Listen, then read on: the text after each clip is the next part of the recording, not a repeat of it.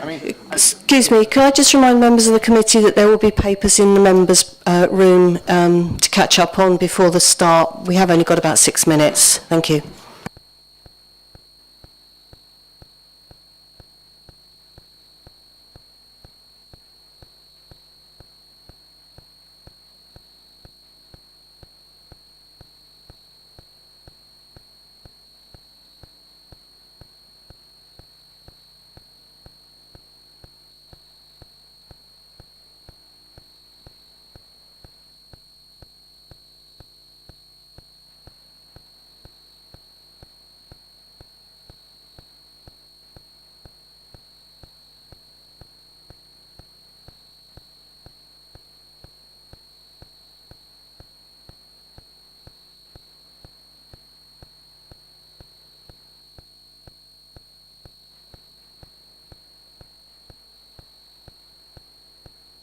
Yeah, and speak into it, and then once you're done.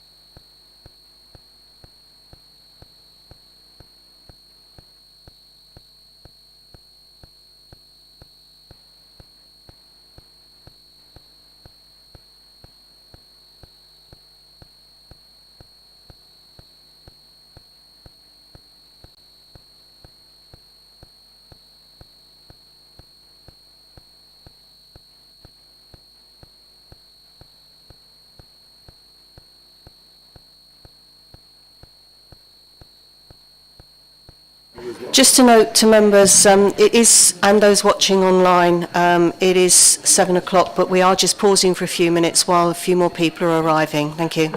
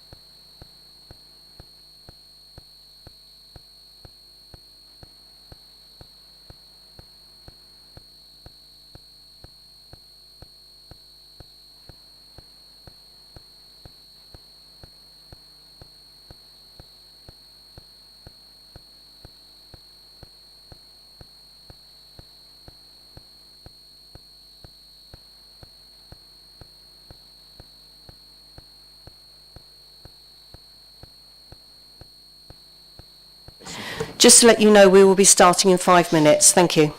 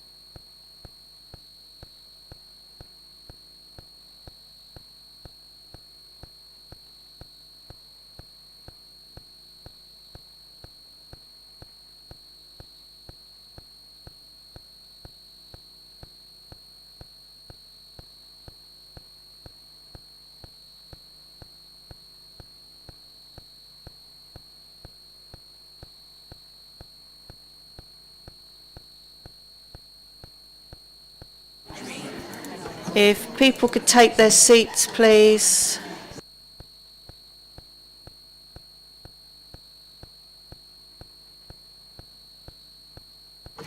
All right, welcome.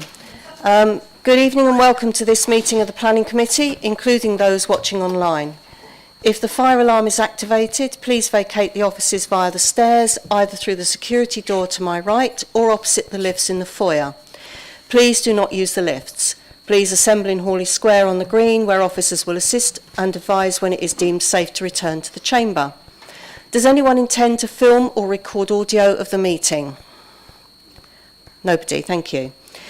I would advise that if filming does take place, anyone in attendance in the public areas may have their image captured, and I urge anyone filming proceedings to avoid filming members of the public, particularly if there are children present. Any speakers using the microphones in the middle may be picked up by cameras recording the meeting, and members of the public in the public gallery behind them may have their image captured that way. Would everyone present please ensure their mobile phones are turned to silent and that they are not used to make or receive phone calls in the chamber whilst this meeting is in progress. I have the following members who wish to speak under Council Procedure Rule 20.1. Item 5K, Councillors Huxley and Councillor Owen Hughes. Item 5A, Councillors Packman and Councillor Smith. And item 5L, Councillor Pugh. Would any other members who wish to speak under Council Procedure Rule 20.1 please announce now? Thank you. I have apologies from Councillor Paul Moore, Councillor Kay-Bright substituted by Councillor Everett, Councillor Rizeki substituted by Councillor Wright, and Councillor Dennis. Are there any other apologies? None, thank you.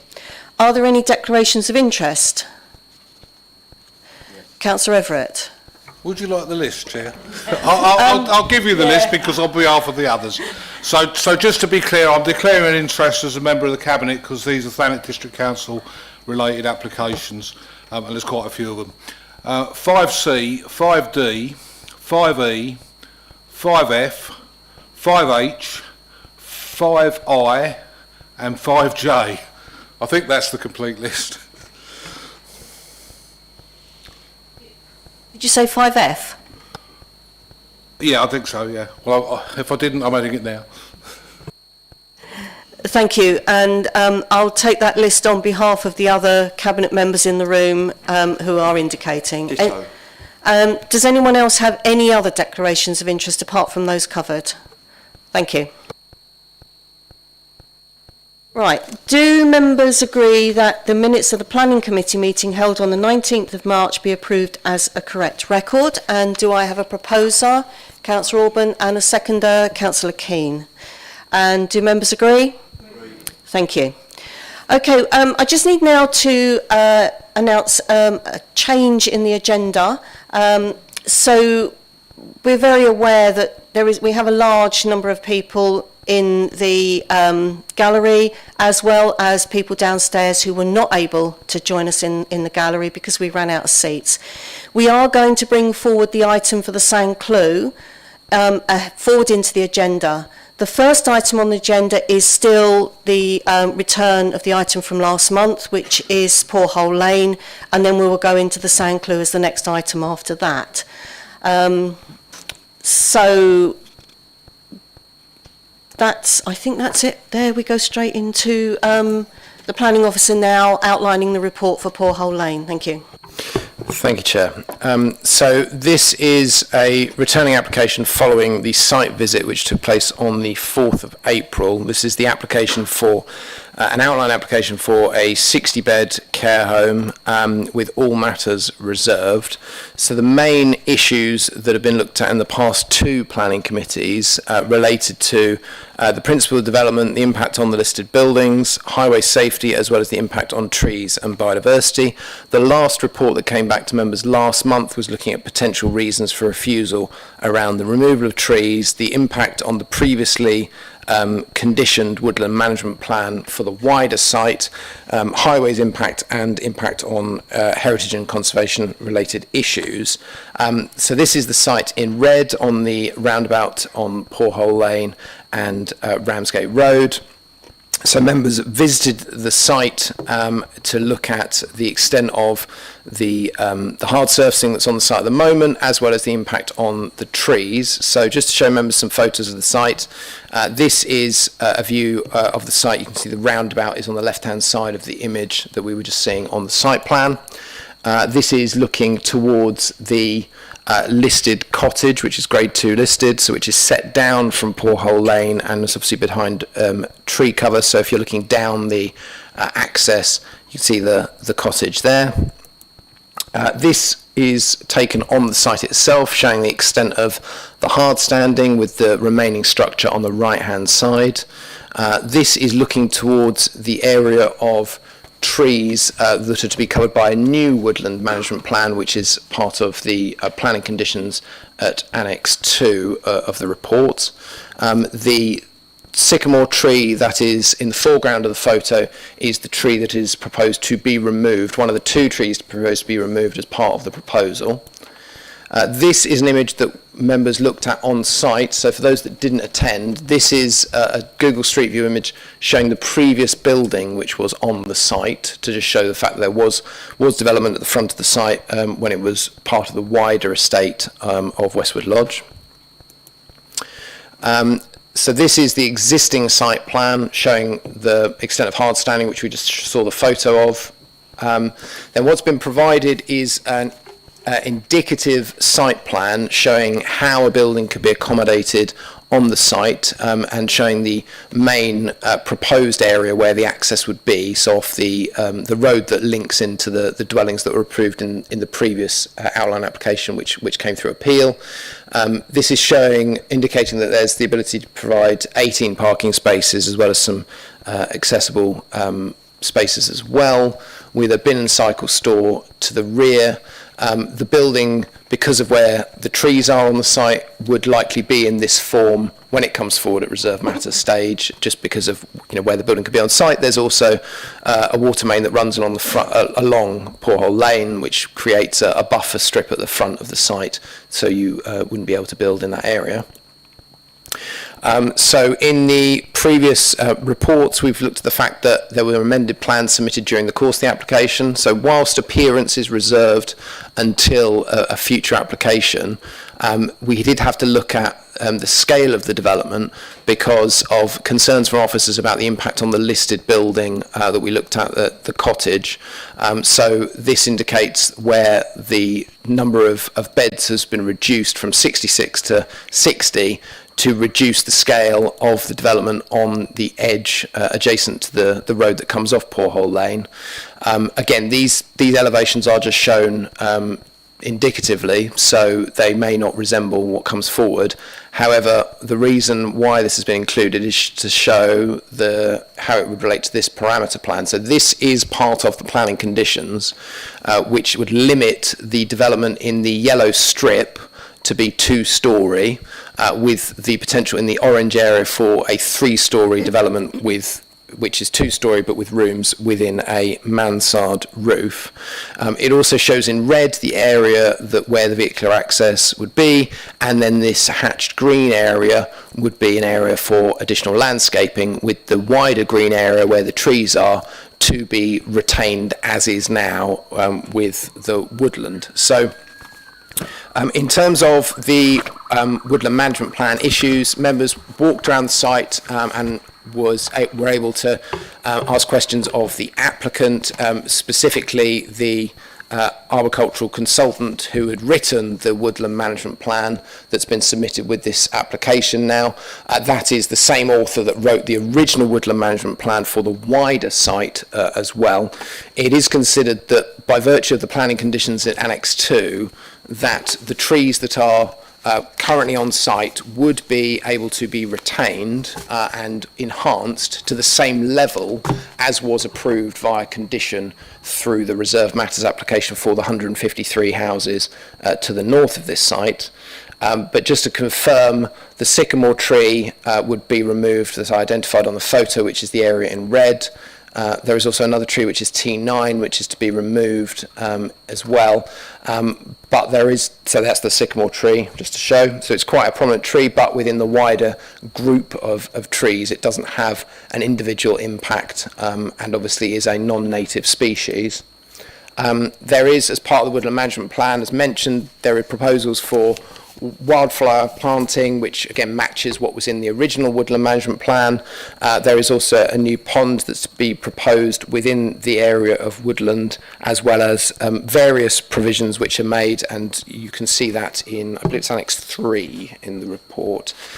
Just one other point from me, which relates to the condition which is requiring details to come in with the reserved matters application, were this application to be approved, to include information about the ecological enhancements to be made. This is a plan for the 153 houses, with the two areas the subject of this application. It's the bottom left of the image, which is areas 2 and 3.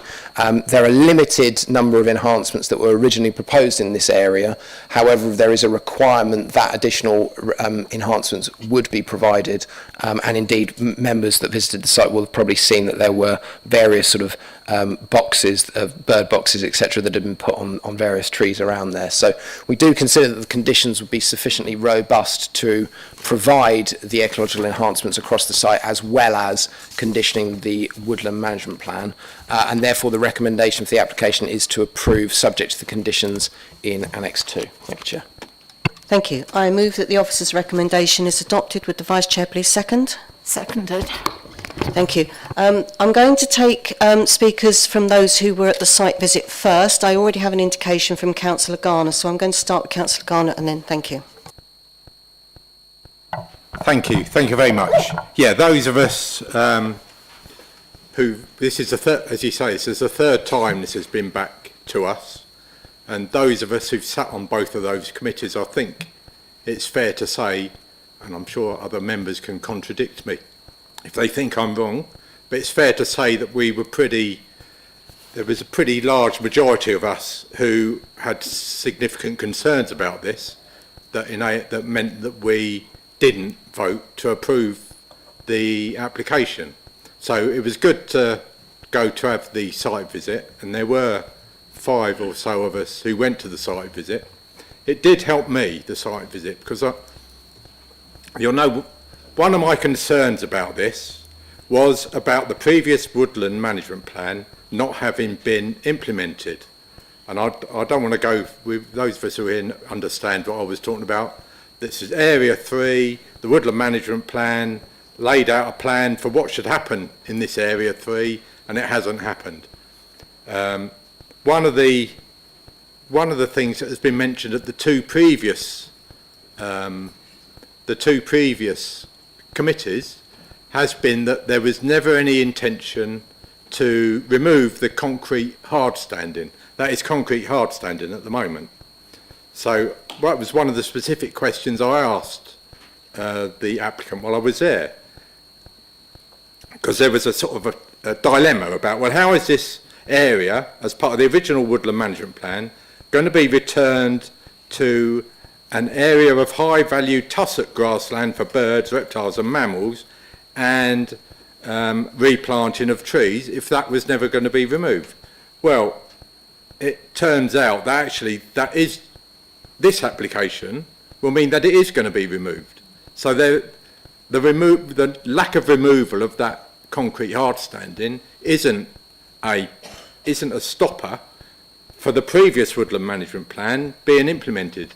It's going to be removed anyway for this, if this gets approved. It should have been removed previously to enable the plans for that outlined in the woodland management plan to be implemented. Because we should be sitting here, or we should be walking up and down Poor Hole Lane and looking over the fence and seeing this high value tussock grassland, because that is what those of us who were on the planning committee 4 years ago, when we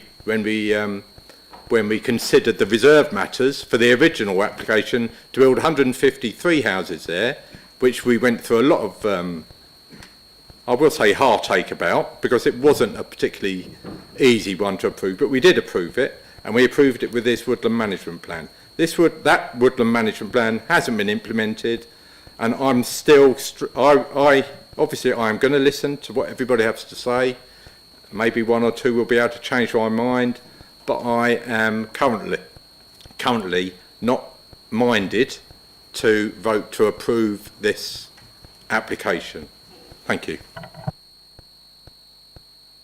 Thank you, Chair. Just to come back on the previous woodland management plan, as being in area 2 and 3, the timeline that's included at the back of that woodland management plan included the provision that the improvements to the area would be in year 3.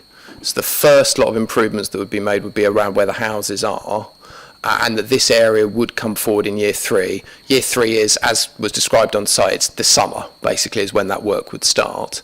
I mean, I think we've talked about the hard standing before, and I appreciate your perspective on this, Councillor Garner. I would still say that the woodland management plan does not, in my view, explicitly state that the hard standing would be removed. What is clear is that it relates to the areas of woodland very clearly, and this is obviously, that hard standing area is not an area of woodland, but putting that to one side, ultimately, as you say, this application would remove that hard standing. It would do that, and therefore it would result in the area that's shown in the green shaded area would be covered by a new woodland management plan, which is to the same standard as the previous approved woodland management plan. Thank you, Chair.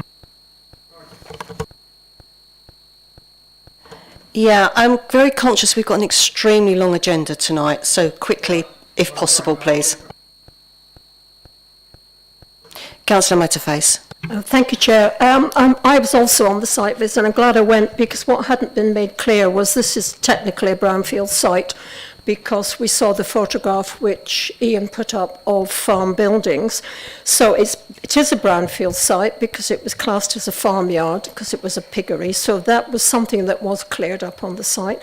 What was obvious looking at the trees, I know they had a TPO dating back to the 1950s, but they hadn't been looked after. And there were a lot of invasive sycamores. So it would be disappointing to lose the Corsican pine, but I think there's enough sycamores on site to make up for the loss of a few. But having read the post-committee addendum about the woodland management plan, I think that's covered a lot of the issues that we raised. So I think it was very useful to have gone there, because it did raise additional issues which I feel have subsequently been answered. I still think there's an issue about road crossing, but I accept what KCC say there isn't a need for it. I just hope, I hope I'm proved wrong. Thank you. Does anyone else who was actually on the site visit want to make a comment first, and then I will come. So, thank you. Councillor Wing, then. Thank you. I don't think I was on the original planning committee that approved. It was 20/0174, the pole hole house for, I think it was 150 houses. But I'm reading, and I went away. I couldn't make the site visit because of work commitments. But what really has got me thinking in between the last committee and this committee was the value of conditions. So I went back and I read most of the documentation, and I went back at the old planning application as well. And the Kent Biodiversity report that was submitted on the 9th actually says this: advice provided in September 2023. We previously commented on this site as part of application 20/0174. The information submitted as part of that application detailed that this site would be effectively managed as a broadleaf woodland. The management of the woodland was proposed to compensate for the loss/degradation of woodland which had been identified as a priority habitat of quality. That is this site. It doesn't mention zones in the site, and that's a condition. And my understanding is that conditions are legally binding. There's been no attempt to implement this condition by the developer. And my understanding is also that I believe a condition can only be removed by, is it an application, an S71 or an F73?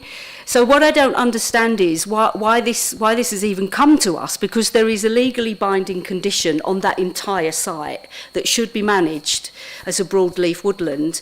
I think, you know, the fact that there's hard standing there is a bit of a misnomer, really. That site was allocated because we lost priority woodland on a previous application, and there is an outstanding condition which has not been met.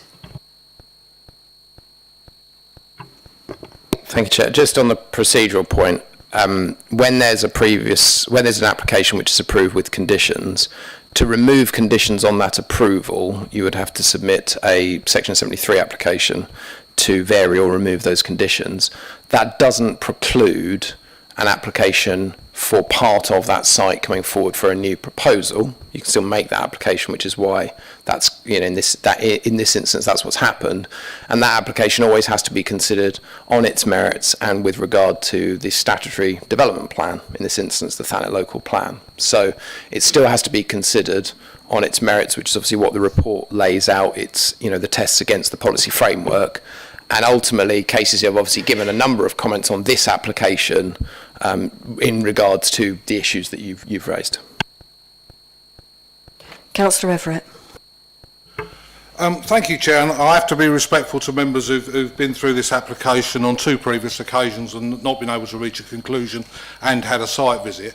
What I'm not hearing, however, is any weight given to the merits of the proposal. This isn't a proposal for a chemical works. It's not a proposal for something which is going to be destructive or negative in the environment in Thanet. It's a proposal for a care home. And I think policy makes clear, and I think that the report makes clear, that this is something which is in itself desirable. So we ought to be giving some weight to that in our consideration of the issues before us. And as in all planning applications, there are pros and cons. But I'm not hearing anything about the pros. And the other thing I'm not hearing is any justifiable reason for refusing this application. What I'm hearing, as I've heard in respect to other applications from certain people in this chamber, is people casting around, saying they don't like things, looking for reasons to put their hand up and vote against it, but knowing full well that there is nothing on the table that would see that refusal upheld at appeal. We should pass this application now and stop messing around. Councillor Bayford. Thank you, Chair. I totally agree. I feel that rather than looking back at previous management plans, we should be considering what's before us now. I feel that a 60-bed care home would considerably benefit the community, particularly with the ecological enhancements that have been made, and I certainly would like to support this application. Thank you. Councillor Alban. Yes, thank you, Chair. Unfortunately, I couldn't make the site visit, and after listening to this, I certainly wish I had.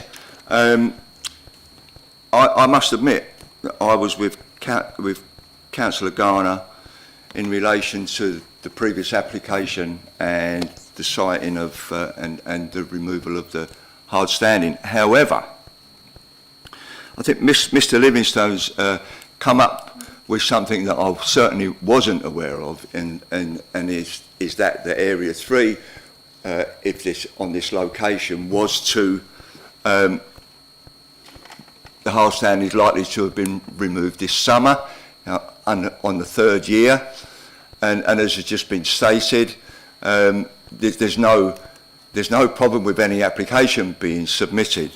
So I have to say, Chair, that I think my mind is changing on this, but I'll wait and see and hear what other members have to say. Thank you. Well, Councillor Garner, you want to come back? Last one then. Thank you. Thank you. Yeah, I listened to what Councillor Everett says, and despite what he says, those of us, well, I can only speak for myself. I've certainly considered the pros and cons. I understand the benefits of care homes, and we do need new care homes. But I'd just come back to what I say. I mean, he mentions, well, there will be a new woodland management plan. Well, we've got a woodland management plan. It's about as worth about as much as a teapot. Well, what will the new woodland management plan be worth? If we can just cast them aside, you know, what is the point? So I mean, I can see the way it's going, but I'm still very disappointed. We can move to the vote. Councillor Bright. Just very quickly, because I was there at the site visit, I just want to very, very quickly say that I think that this is the best chance of preserving the surviving woodland that we've got here. I would much rather see it as tussock grassland and woodland and a beautiful site. It's never going to be that. They're not going to invest money in making that into a beautiful little nature reserve, but this is their best chance of preserving what is there, and the fact that they're putting a pond in, and they said that they would actually put tussock grassland around the edges, which is what they maintained was the original plan anyway, and we do end up with the benefit of a 60-bed care home. So thank you. Okay, at that point I'm going to put the motion of the officer's recommendation for approval to the vote. Would those in favour please indicate?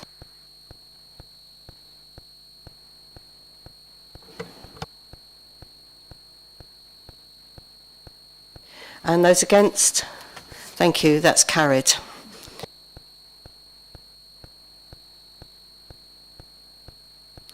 There were no abstentions, just to say. That means that we're moving on to agenda item 5. First thing, any site visits will take place for committee members on the morning of Friday the 2nd of May, should any be agreed. And so now moving on to the public speaking, I just need to shuffle my papers while I find the Sanclue page. Just bear with me.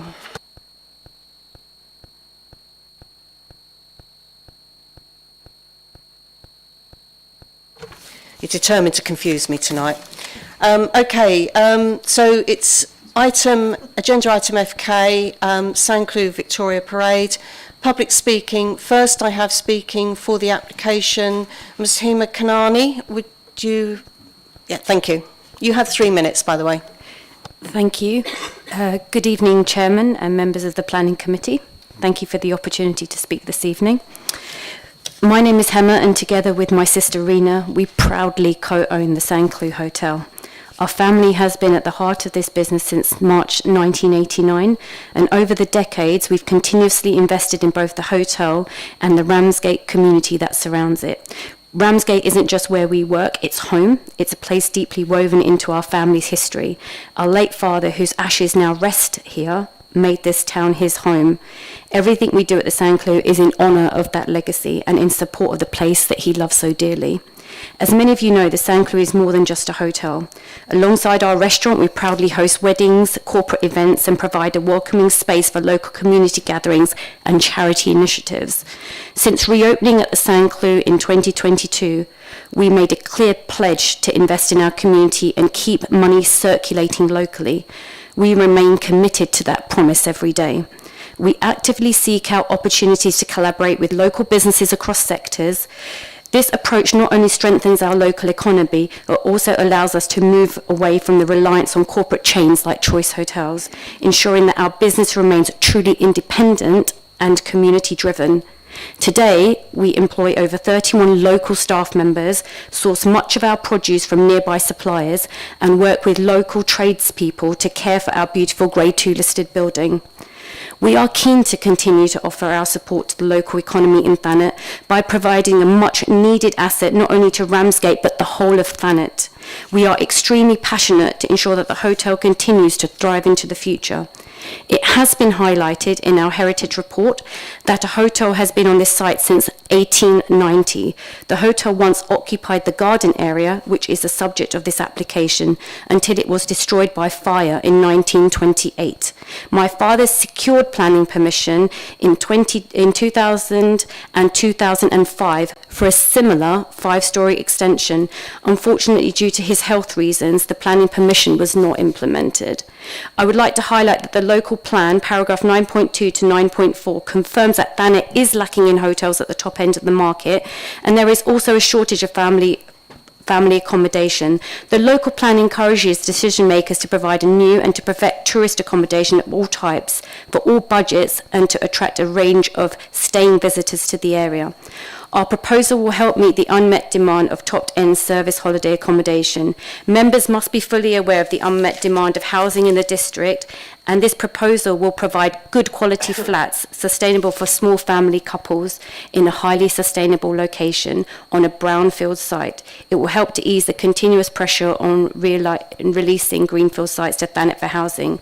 The development will provide 20 more jobs directly within the hotel and will support many more indirectly within the wider community. We have worked proactively with officers seeking pre-application advice, engaging with residents and our ward councillors in our consultation event, and working with highly qualified design teams. Our heritage expert has not identified any harm to the conservation area or the listed building. Nonetheless, if members are of the opinion that a low level of harm is caused, we would stress that the significant economic, social and environmental benefits would significantly outweigh it. Just to point out, the Environmental Agency, KCC Highways, KCC Ecology, KCC Flood Team, and TDC Waste and Recycling all support this application. Furthermore, we are committed to providing the financial contributions that are requested by KCC and TDC, to ensure the provision of supporting infrastructure. Your officers have agreed that the principle of this development and the overall design is acceptable as it was in 2000 and in 2005. We would like to welcome you to a site visit if you wish. Thank you for your time this evening. Thank you. Can you turn your microphone off, please? It's all right. It's often forgotten, that bit. Don't worry. Speaking against the application, first I have Mr. Mark Lister. You have 3 minutes. Thank you for the opportunity to speak. I speak from 3 Albert Road and on behalf of the people for whom you will take this decision. People who volunteer locally, care for ageing relatives, bring up young families, work in social care or teaching. People who help create a good neighbourhood. Some are here today. As well as 50 objections and about 90 signed a joint letter, 450 signed the petition showing the wider public concern. This proposed extension deprives Thanet of a lot, but adds very little. We engaged an expert planning lawyer who concluded, it cannot be said that this proposal meets any of the fundamental requirements prescribed by the planning framework. The harm to quality of life, health and well-being are obvious from the severe impacts of the 5-storey mass, blocking out sunlight, significant daylight, ruining outlook, outdoor space and privacy. 6 reasons to reject the proposal. 1. Breaches the right to light. The overbearing 5-storey bulk kills sunlight and daylight for Albert Road residents, but also in Gateway Court, Thanet Road and Truro Road, because the sun rises over the sea and moves right across where the extension is planned. All have enjoyed this light for over 20 years, so this is a legal right. 2. Has an overbearing negative impact. The extension, crammed into every inch of the plot, will dominate the corner, killing valuable green space, towering over the back rooms and gardens of Albert Road and over Gateway Court, Truro and Thanet roads. 3. Damages the outlook and general appearance of the area. A big, overbearing block that obscures Pugin's beautiful terrace and annihilates Ramsgate's only sea-facing 100-year-old pub garden with its lovely bouncy castle loved by locals and tourists. 4. Risks traffic accidents and lives. Yes, parking is always a problem in Thanet, but do you want to take a decision that could lead to more accidents and even death by exacerbating dangerous road crossings where already double parking is common, where an ambulance could not reach an emergency patient as happened last year? The proposal will add way more cars than the extra 9 spaces crammed into the back car park. 5. Spoils heritage. Denigrating Ramsgate's world-famous Pugin architecture on Albert Road and the Sanclue, both listed in 1988, and digging out footings for 5 stories could damage Ramsgate's historic tunnels that run close under the site. Heritage England, on the other hand, their research proves that heritage boosts a town's economy. 6. Increases noise, nuisance, strains, infrastructure and worsens flooding. This proposal is private profits for absent owners. It does nothing meaningful for the local plan, with zero social housing. It's unlikely, in my view, to add jobs. It scraps the pub garden for a few extra apartments. The hotel's rarely full, and our residents have tested this, even on busy wedding weekends. A new coffee shop's not needed. The hotel already does coffees. In fact, the risk is more competition with the Granville could lead to both businesses losing out. Thank you. Good timing there, thank you. Also speaking against the application, Mr Matthew Cummins. You too have 3 minutes. Good evening, everyone. I'd like to thank you for giving me the opportunity to speak on the matter that deeply concerns our community. We're not against progress or development. We are here because we care about the character, safety and well-being of our neighbourhood. And we believe this proposed extension threatens all of those things. We believe that the proposed 5-storey extension will have a significant and negative impact on neighbouring properties, resulting in a loss of natural light, and will have a detrimental effect on the quality of life for local residents. This proposal is in a residential area. Doubling the size of the hotel will create increased noise disturbance during its construction, years of drilling, dust and traffic, disrupting the peace and affecting quality of life in the neighbourhood, infringing upon our right to light and creating an overbearing sense of enclosure. It would result in a prominent and incompatible development and would detract from the significance of the listed building and harm the character of the Ramsgate Conservation Area. This contravenes the Thanet local plan and the NPPF. Parking in the area is already a major issue, with local roads often full. There are only a proposed 6 new parking places with 19 new apartments and the existing 44 hotel rooms which do not have enough parking for its current demand, leading to congested roads and making it difficult for local residents, especially the vulnerable, to negotiate. Many of the objectors here I know personally and are deeply invested in the local community, selflessly volunteering their time and energy. People who help the area to thrive, working diligently under the radar and not for ego nor profit. If the committee is veering towards granting this, then we would request site visits to all affected properties, which will make it resoundingly clear just what a significant and negative impact this proposed development will have. We feel that there has been a gross misrepresentation that makes some very big claims about the extension. We regard these claims as posturing by the Sanclue in terms of proposed job creation, benefits to the local community, and more widely to the town of Ramsgate itself and the tourist industry. How significant is any of this? Is it contractual? Although the Sanclue extension alleges that it is addressing a local need, the proposed 9 rentable apartments and 10 apartments for sale ensures that they do not have to provide any social housing, which appears to be a deliberate and cynical move. It does nothing to address the local need for affordable rental properties and has the potential to create yet more Airbnb-type short-term holiday lets in Ramsgate that are an issue across Thanet and are perceptibly destroying the soul of the town and the surrounding area. This proposal is not about improving the area, creating jobs, or meeting a genuine housing need. It is motivated by profit, seeking to cram as many flats as possible into a small footprint with little or no regard for the impact on existing residents and the community. Thank you very much. Thank you.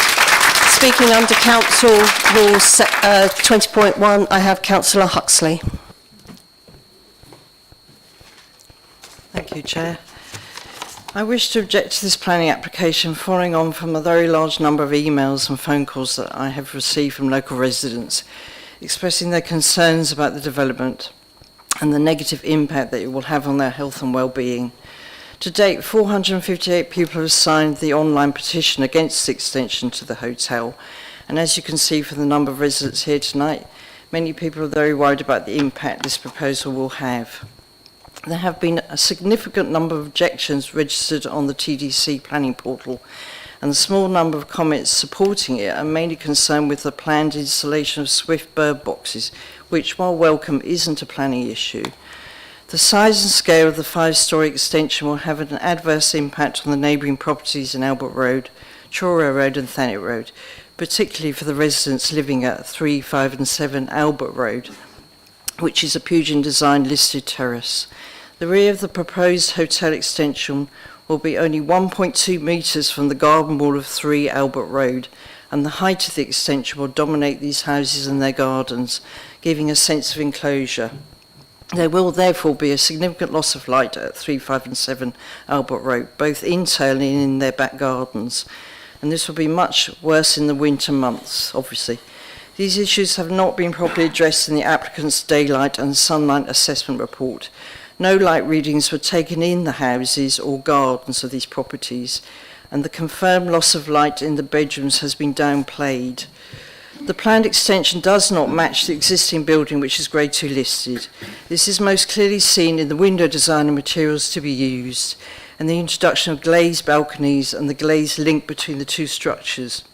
This is completely out of keeping with the rest of the conservation area and the surrounding listed buildings, such as the Albert Road Pugin Terrace, with its distinctive oriel window. The TTC Conservation Officer recommends refusal of the application as it goes against Thanet's local plan guidelines for planning applications in a conservation area with surrounding listed buildings, due to the extension's overall scale, location and site setting.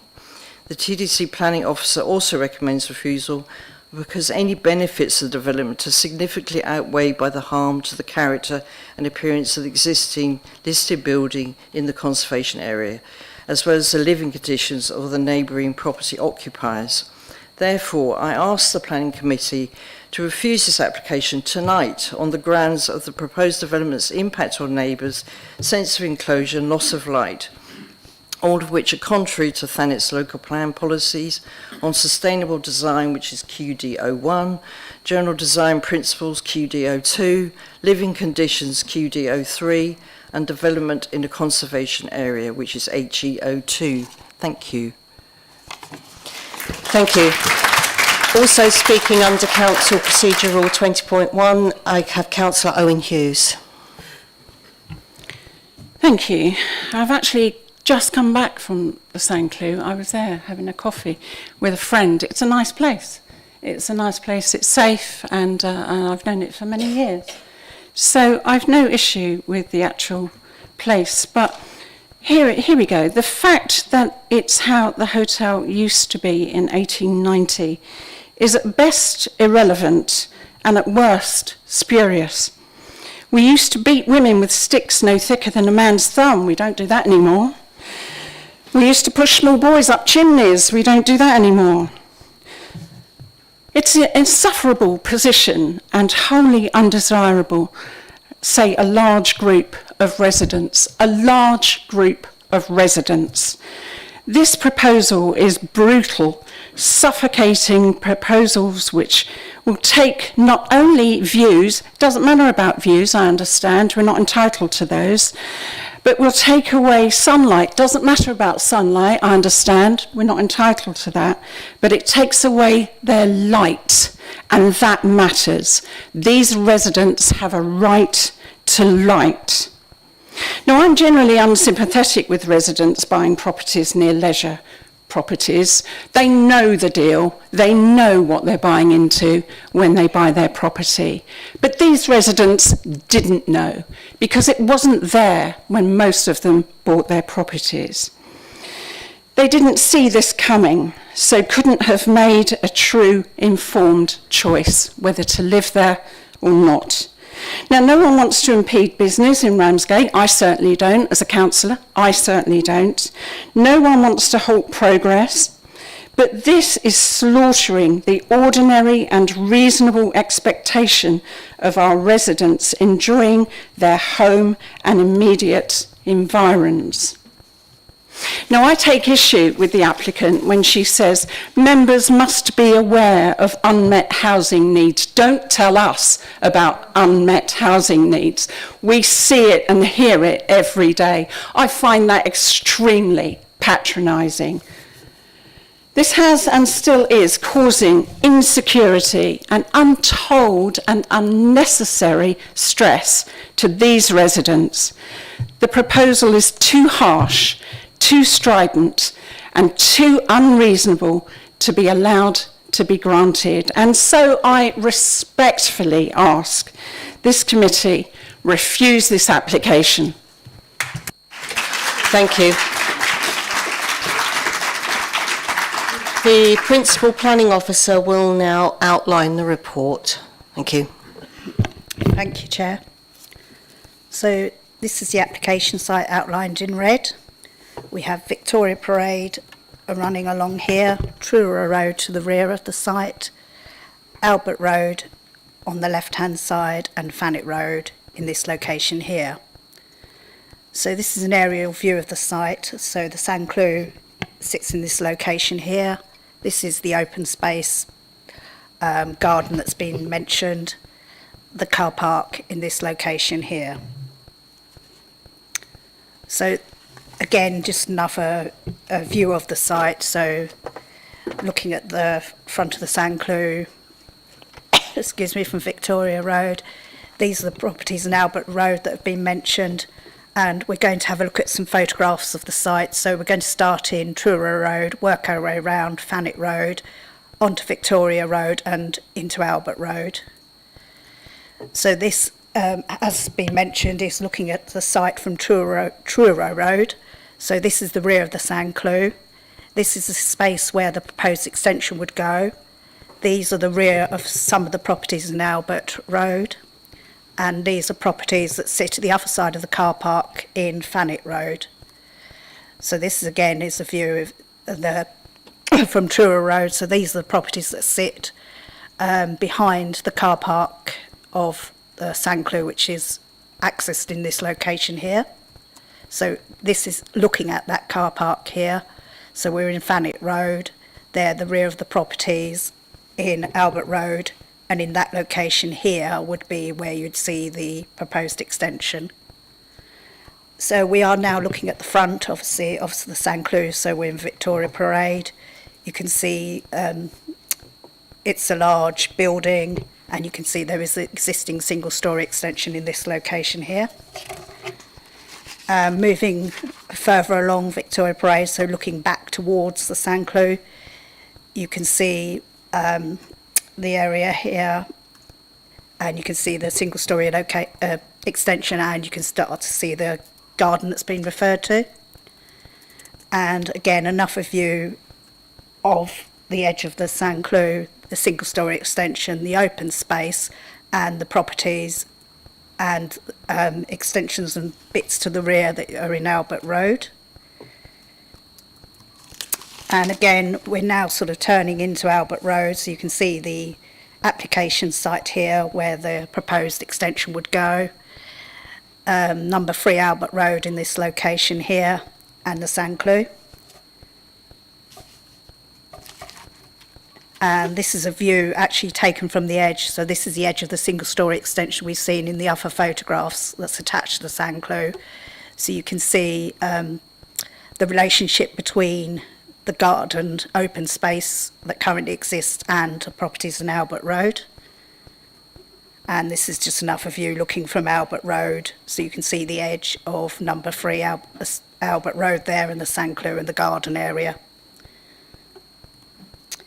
So, as has been mentioned, permission is actually sought for the erection of a 5-storey extension, and together with the opening up of an existing basement to provide 10 self-contained flats, 9 what's been called apart hotel rooms, a spa, coffee shop, function room and conference facilities, and that follows the demolition of this existing single-storey extension and the outbuilding. As has also been mentioned, the Sanclue is Grade 2 listed in its own right, and it lies within the Landscape Conservation Area, and the terrace of properties on Albert Road are also Grade 2 listed. Sorry. The proposal would be a mix of tourist, commercial and residential uses, and this is actually acceptable in principle.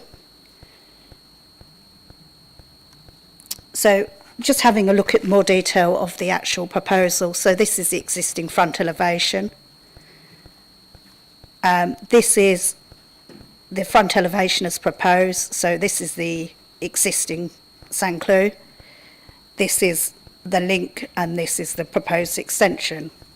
So whilst the scale of the proposed extension at 5 storeys is actually considered to be acceptable in that it matches the original Sanclue, and is similar in scale to other buildings in the locality, it is considered there are design issues with the proposed building. The proposed building is appears to officers to be slightly confused in terms of its appearance. It has elements of very traditional design, particularly to the upper floors, which are traditional in appearance and generally match that of the Sanclue as it stands now. But it also has more modern elements to it, including the glazed link, which is designed to provide a transition between the new and the existing Sanclue. But it appears to have little in common with either of the two elements that are being proposed. So concerns are raised that the building does not seek to either mirror the existing, but not that we'd necessarily want a pastiche of the existing, but it also does not seek to create something totally different or unique, and it does seem a bit muddled and neither one thing or the other, and it doesn't provide that clear contrast or a link that has more in common with the existing Sanclue. So just have a quick look at some of the other elevations. So this is the actual rear elevation of Sanclue, the proposed rear elevation with the extension. We are less concerned about the proposed rear extension. It is functional in design as would be expected in a hotel of this nature. So this is the existing southwest elevation, so that's the end you see if you were stood looking at the open space. That's the single-storey extension that we've seen in the photographs. And this is looking at the southeast, the east elevation, so we've now gone round into Albert Road. So behind is the elevation we've just seen, and this is number 3, Albert Road here. And in this location here, and we'll see the floor plans in a moment, but this is the main entrance to the flats and buildings, units that we provided above. So, and this is the northeast elevation, which goes on to Thanet Road. So just looking at the floor plans, this is the basement that would have been will be opened up, or is proposed to be opened up if it were to be approved. So this provides commercial things like gyms, etc.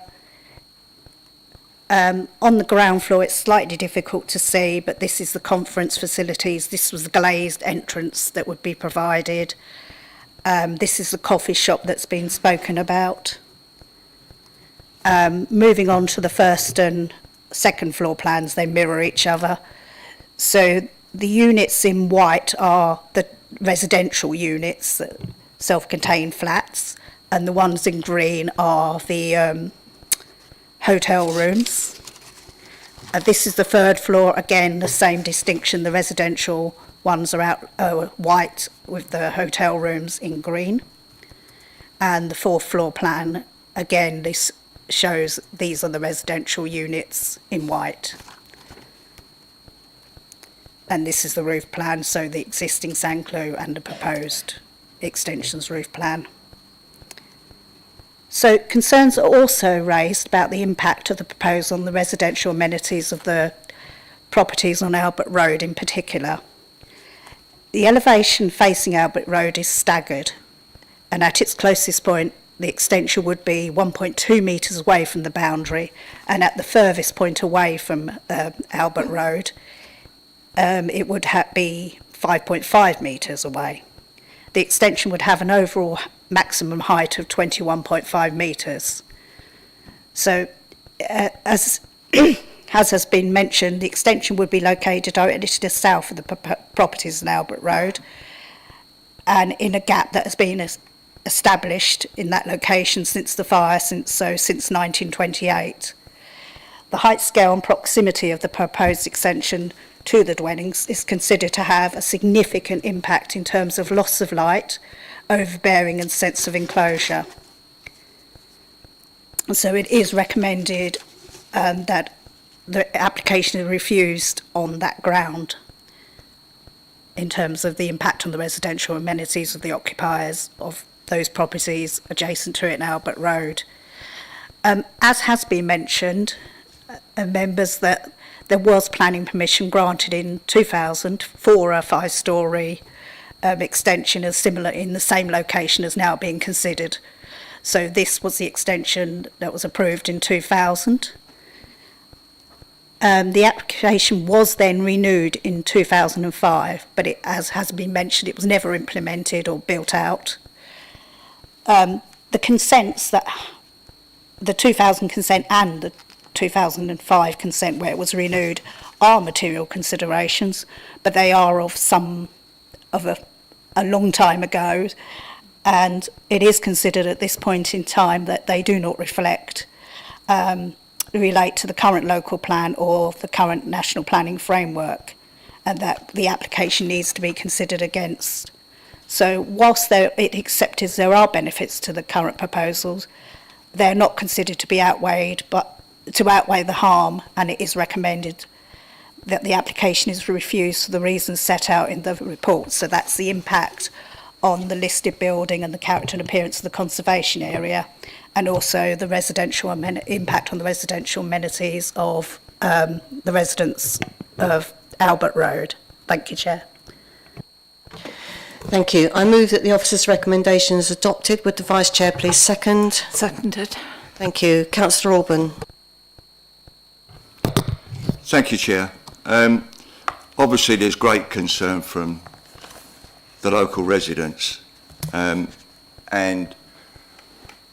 my main concern for it was in relation to the effect on the residents that immediately would be behind this extension, because it will be, as you said, the officers just said, it'd be 1.3 metres away from the extension, and it has to have a major impact on them. You can't get away from that. That's just fact. I just want to, before I go on any more and let other people come in, I just want to ask some questions, if I may, Chair. The officer just mentioned about the 2000-2005 approved application, and I understand exactly what she's saying about it doesn't go along with policies these days. However, there was only one line in the report, in the planning application report in front of us, that referred to those applications, and there was no detail of those applications. There was no report on those applications. There was no conditions on those applications, and there was no drawings with those that application. So that gives me concern from our effort to deal with this in a right and proper way, and it's not changing my view on the impacts of Albert Road, but what it is doing is saying this information has been put to us tonight. We haven't had a chance to look at it, haven't had a chance to review it, and I've got no detail of those applications in 2000 and 2005. I don't know whether it was dealt with by officers alone or it was dealt with by the planning committee members. And I'd just like information on that. And I also would say, if whatever happens this evening, whether it's refused or refused or approved, as both residents have said and the owner of the property has said about a site visit, only if it's absolutely necessary, and I will go with that. But if the officers can come back and explain to me as to why these reports, etc., were not mentioned within the report, I'll be pleased to hear it. Thank you. Thank you, Chair. So the application, as you mentioned, the relevant site history goes through quite a long history of applications that have come before the Sanclue. The applications referred to from 2000 are probably 20 applications previous to the ones that have been submitted. It is the case that with applications that have been approved in recent history under the same policy framework, then committee reports would provide potentially a bit more of a detailed analysis of what's been proposed, what's been approved previously, in terms of ascribing weight to be attributed to those previous permissions and how that therefore affects the subsequent decisions that are made. In this instance, the report doesn't talk about it in any level of detail. In terms of providing clarification on our views to members this evening, the application from 2000 for a 5-storey extension, it was obviously approved at that point under the 1998 Thanet local plan, related to what would have been the relevant PPGs as the guidance that was available from the government at that point. In terms of apologies, the weight to be given to those applications will ultimately be a matter for the decision maker. So we're considering the application under the Thanet local plan now and under the MPPF. The wording of the different guidance has changed. The wording of the Thanet local plan has changed. We've had a local plan in between those as well. We had the 2006 local plan. So it is, as Annabelle's already outlined, it is a material consideration that at one point in time, this application was approved, as you can see the image that you see there, actually by the planning committee who approved it. However, the decision before members tonight is to determine the application against the current policy framework, and particular reference I would say is to 135 of the MPPF, paragraph 135, which requires to create places with a high standard of amenity for existing and future users. And obviously, we simply don't consider that this application would create a high standard of amenity for existing users of the space by virtue of the amenity of neighbouring properties. Thank you, Chair. Thank you for that answer. I think the point I'm trying to make is that it would have made the decision a lot easier if that information had been in the report. And the one thing that hasn't changed is the loss of light by that application in 2000 and the application that's before us this evening. Not that it makes any difference to the current residents, but it's just a point and a matter of fact. Policies have changed, but loss of light has always been there. Thank you. Councillor Bayford. Thank you, Chair. Here, the proposed development is certainly a substantial one. In my view, there are clear benefits to the area to be considered, as well as the numerous concerns of some residents. I'd like just for you to explain, please. I may have misunderstood, but I thought that the applicants said that they had sought pre-app advice. If that's the case, would not the reasons given for refusal have been addressed at that stage? Thank you.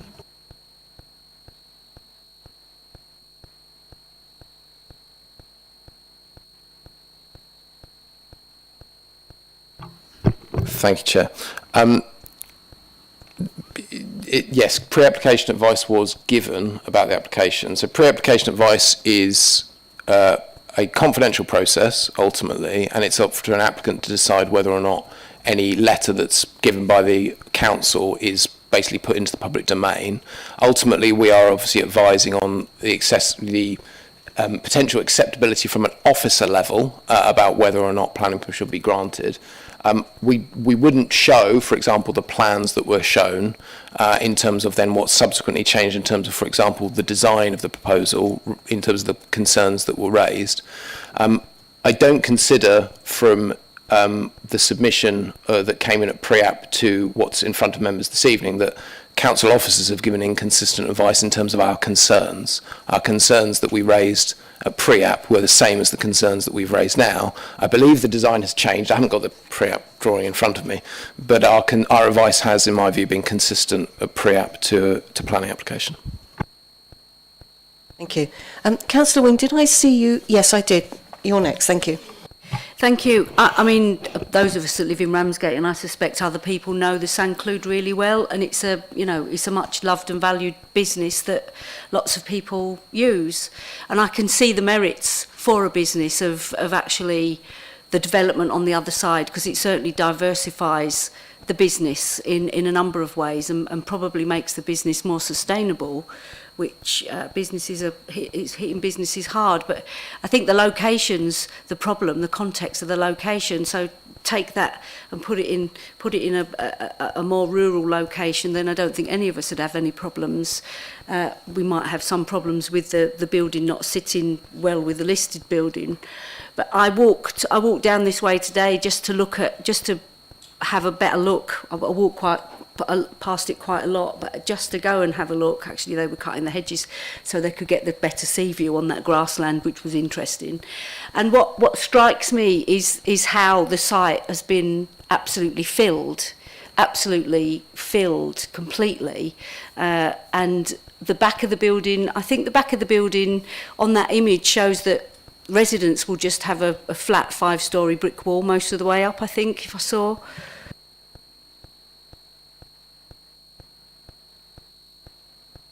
Facing the Albert Road buildings, I think it was, so that bit at the end, is that facing the houses on Albert Road, that bit there? That would face the houses on... Yeah, so... That's the Existing Sanclue, that would be the new. And that's the new corner that obviously faces onto the building. So, you know, not only do people have a loss of light, but they actually have a great big brick wall to look at, which I think is not acceptable. You know, and I just wish this was somewhere else, because it would certainly benefit the business. But I don't think that's acceptable. That sheer wall is just not acceptable. Thank you. Thank you. Councillor Everett. Thank you, Chair. I mean, I'll take my own advice and look at some pros as well as the cons, I think. I think people have been a bit harsh on the Sanclue. I think it's an asset to Ramsgate. I certainly a venue I regard with some affection, having lived in the area for a number of years. And I think we should encourage businesses to develop, and there's nothing wrong with them making a profit either.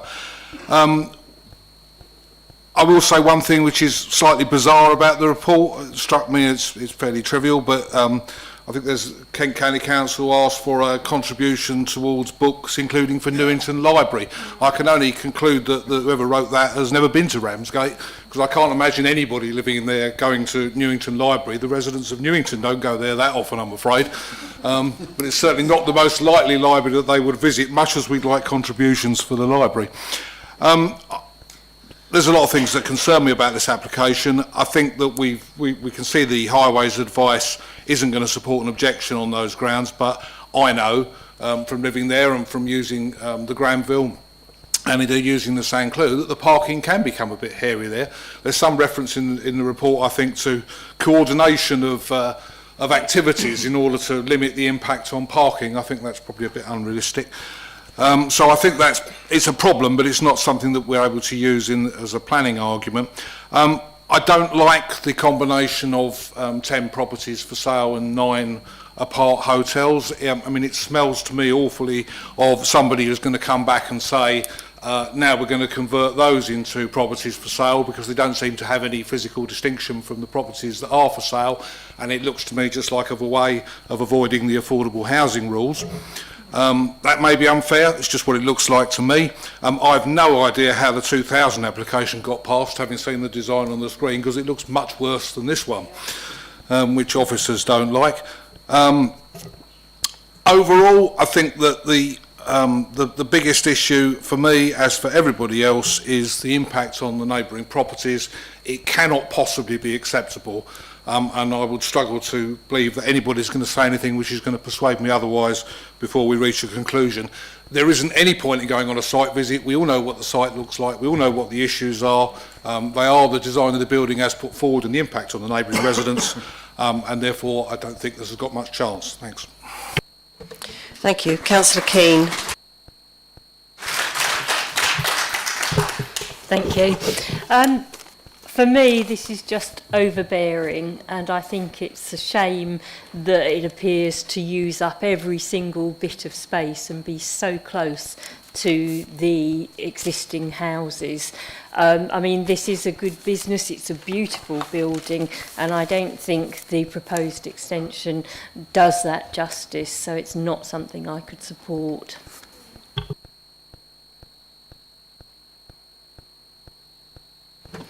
Sorry, I just had a moment's question of distraction there. Do I have any other speakers? No, in that case, I think we will put the motion for the officer's recommendation for refusal to the vote. Would those in favour please indicate?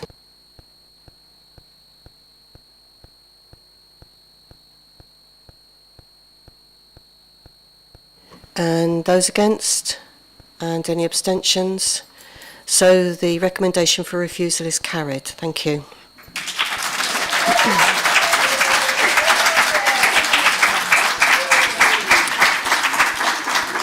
Okay, I'm conscious that, I mean, obviously everyone who was here for this item, you're welcome to stay for the rest of the meeting. I'm sure I've seen some shaking heads, thank you. Most people don't usually want to, so we will just pause for a moment to allow you the chance to work your way out. Thank you.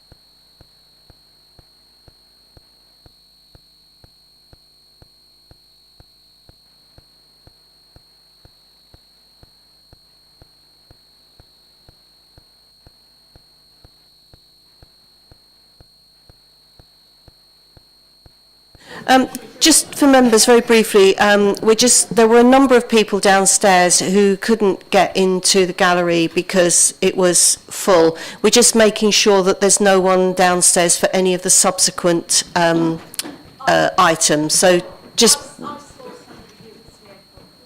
Yeah. Well, we're going to wait a couple of minutes. If you know someone downstairs and you want to make sure that they're up here, please do that now. Yeah, if anyone wants to take a walk, comfort... Yeah, you've got... We'll take comfort break time. Thank you.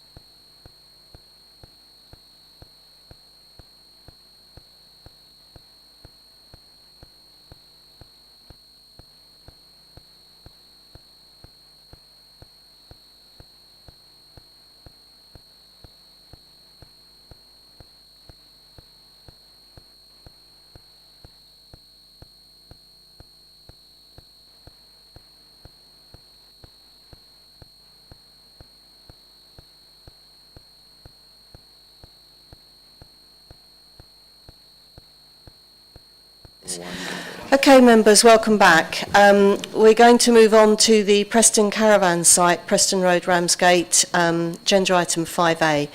Public speaking, I have first speaking in favour of the application, Mr. Archie Lucas. Mr. Lucas, you have 3 minutes. Thank you, Chair. As members will see from both the previous and current reports recommending approval, officers are confident that the proposed caravan park extension meets the requirements of policies SP24, 26 and E16. The changes made to the proposals address the previous reasons for refusal. More importantly, in relation to policy E08, which actively supports self-catering holiday accommodation, members will remember that last year when this application was presented to the committee, Mr. Livingston confirmed that officers had looked at all the criteria and considered it to be acceptable. The policy itself supports this kind of proposal and there is no need to prove demand as it's built into the policy, noting that this is a tourism development and it absolutely meets the criteria. On the matter of visual impact and views from nearby public footpaths, Mr. Livingston pointed out that the view at the moment is an open field, but it doesn't make a major contribution to the landscape character area. With suitable landscaping in place as proposed in the revised plans, that final element of policy SP24 is considered to be met. That said, when it comes to weighting up the planning balance, it's disappointing that some of the benefits this development brings haven't been fully highlighted in the report. These are important factors that members should consider. For example, while the report mentions jobs during the construction phase, it doesn't state that the development will directly create 4 full-time and 2 part-time jobs, all of which will be filled by local companies and workers. And although the report touches on the importance of tourism, as highlighted by the tourism manager, it leaves out the applicant's own figures which show the extension could bring over £2 million to the local economy, plus another £2 million from construction work. These are significant benefits that deserve proper weight.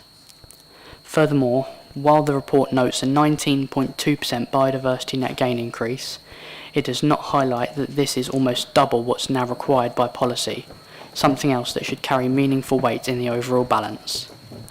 Finally, we'd like to remind members that despite what was said at last July's meeting, the benefits of this proposal don't need to significantly and demonstrably outweigh the harm, they just need to outweigh any perceived harm.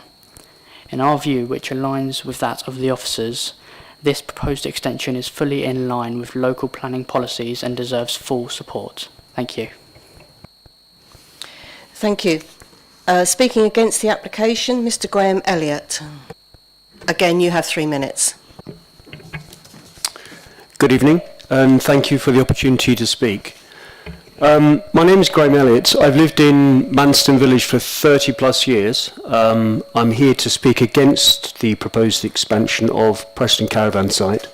I'm not a member of the Manston Parish Council and I've no political affiliation. And I believe that I speak for the majority of the villagers. To allow this application to proceed will pave over even more agricultural land and remove even more open green space and fresh air from our village. There are major concerns concerning the loss of farmland, overdevelopment, impact upon the village's rural identity, and increased traffic movements and traffic noise. Those last 2 points I'd like to address in some detail. In February, I observed a flatbed truck carrying a 35-foot static caravan attempting to drive along Preston Road from the High Street end. The driver and the driver in the support vehicle got as far as the Peddler Cafe before realising that further progress was not possible because of tree overhang and residents' cars. The driver then had to reverse with support into the cafe, drive out again, and leave the village the way that he came in. This aborted journey, including reversing, took about 20 minutes and held up traffic in both directions. The barn, part of Manston Green Industries, abutting Preston Road, had part of its corrugated roof damaged by the passing caravan on the truck. Clearly, traffic movements such as these will become more frequent if the application were allowed to proceed.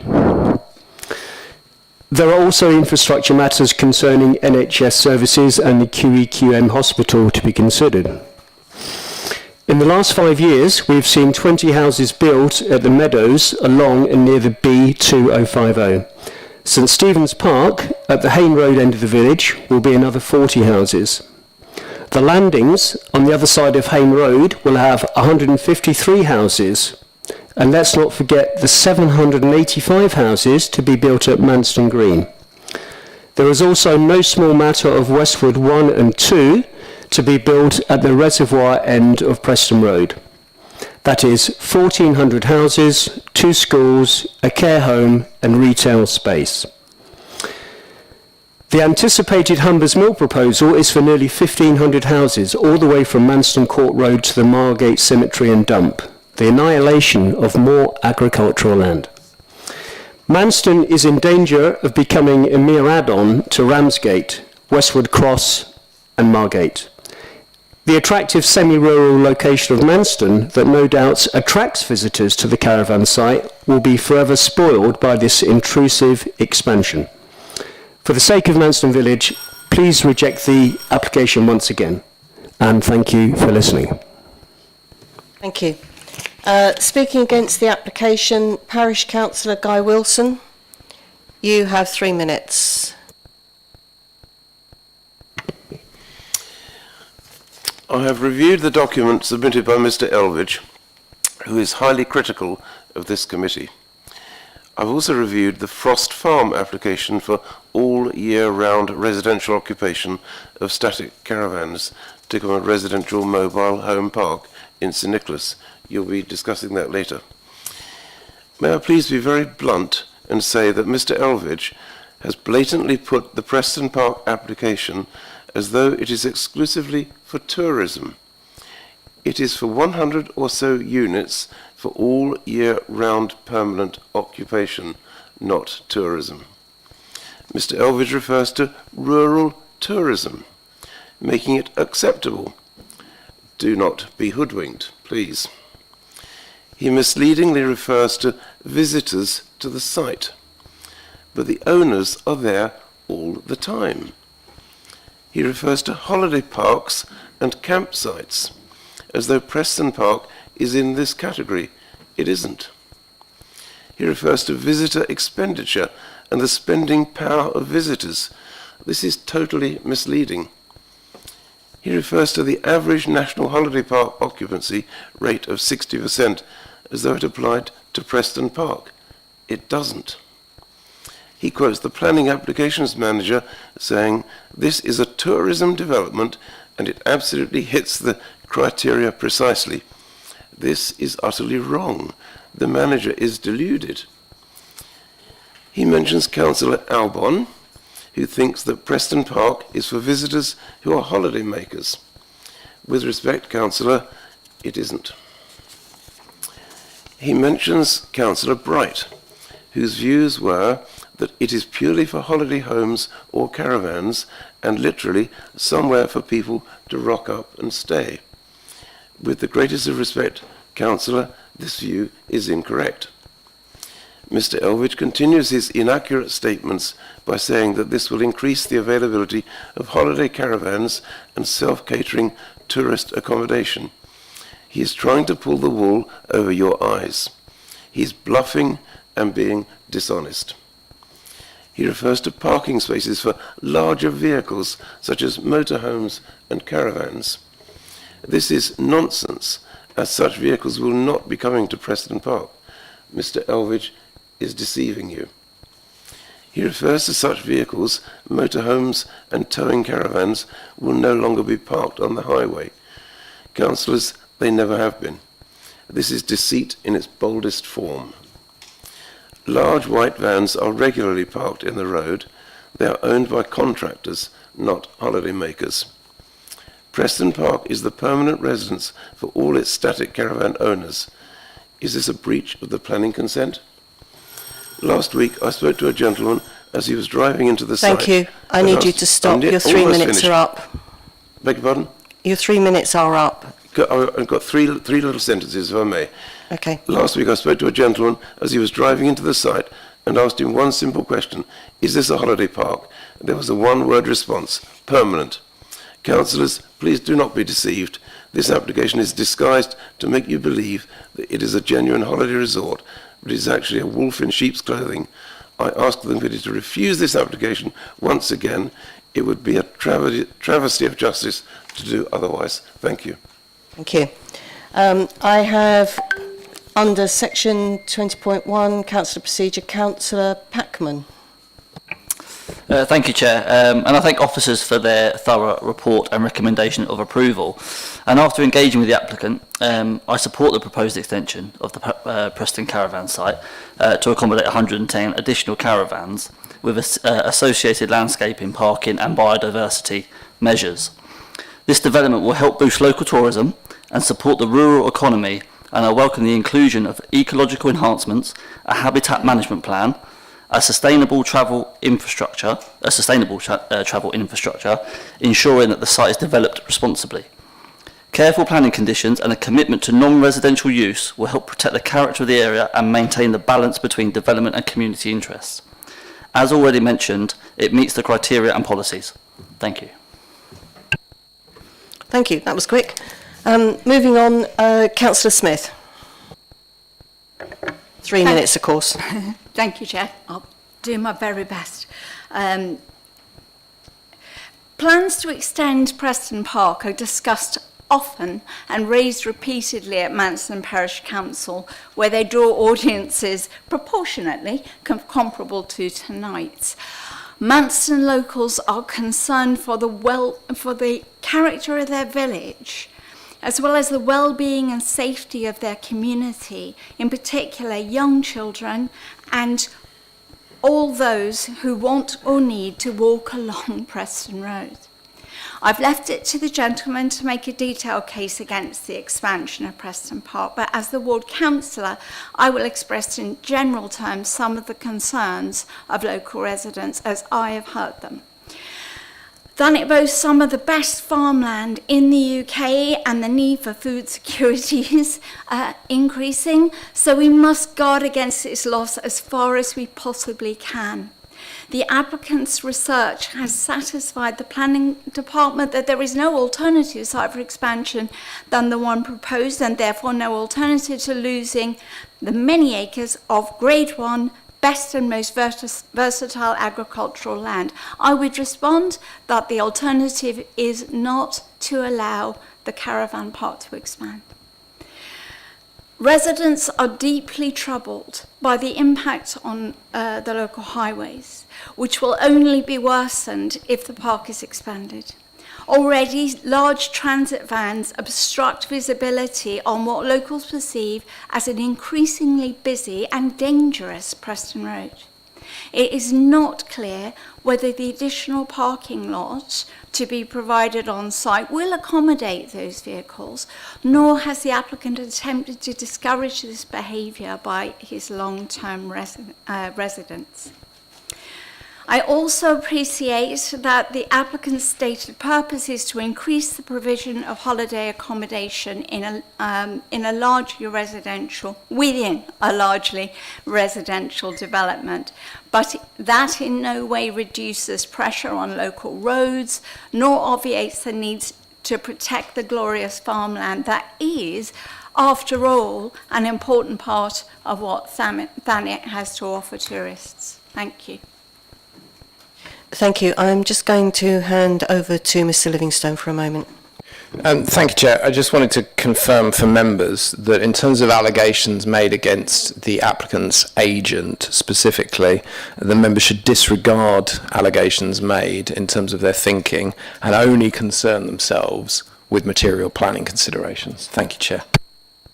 And over to the Principal Planning Officer to outline the report. Thank you, Chair. So this is the site here. So the expansion of the caravan park area is outlined in red. In the area in blue is the existing caravan park. So to the south is Spratling Lane running along here, or Spratling Street, sorry. And to the west here is Preston Road. And then there's footpath links to the north and east of the site. So this is an aerial view of the existing caravan park.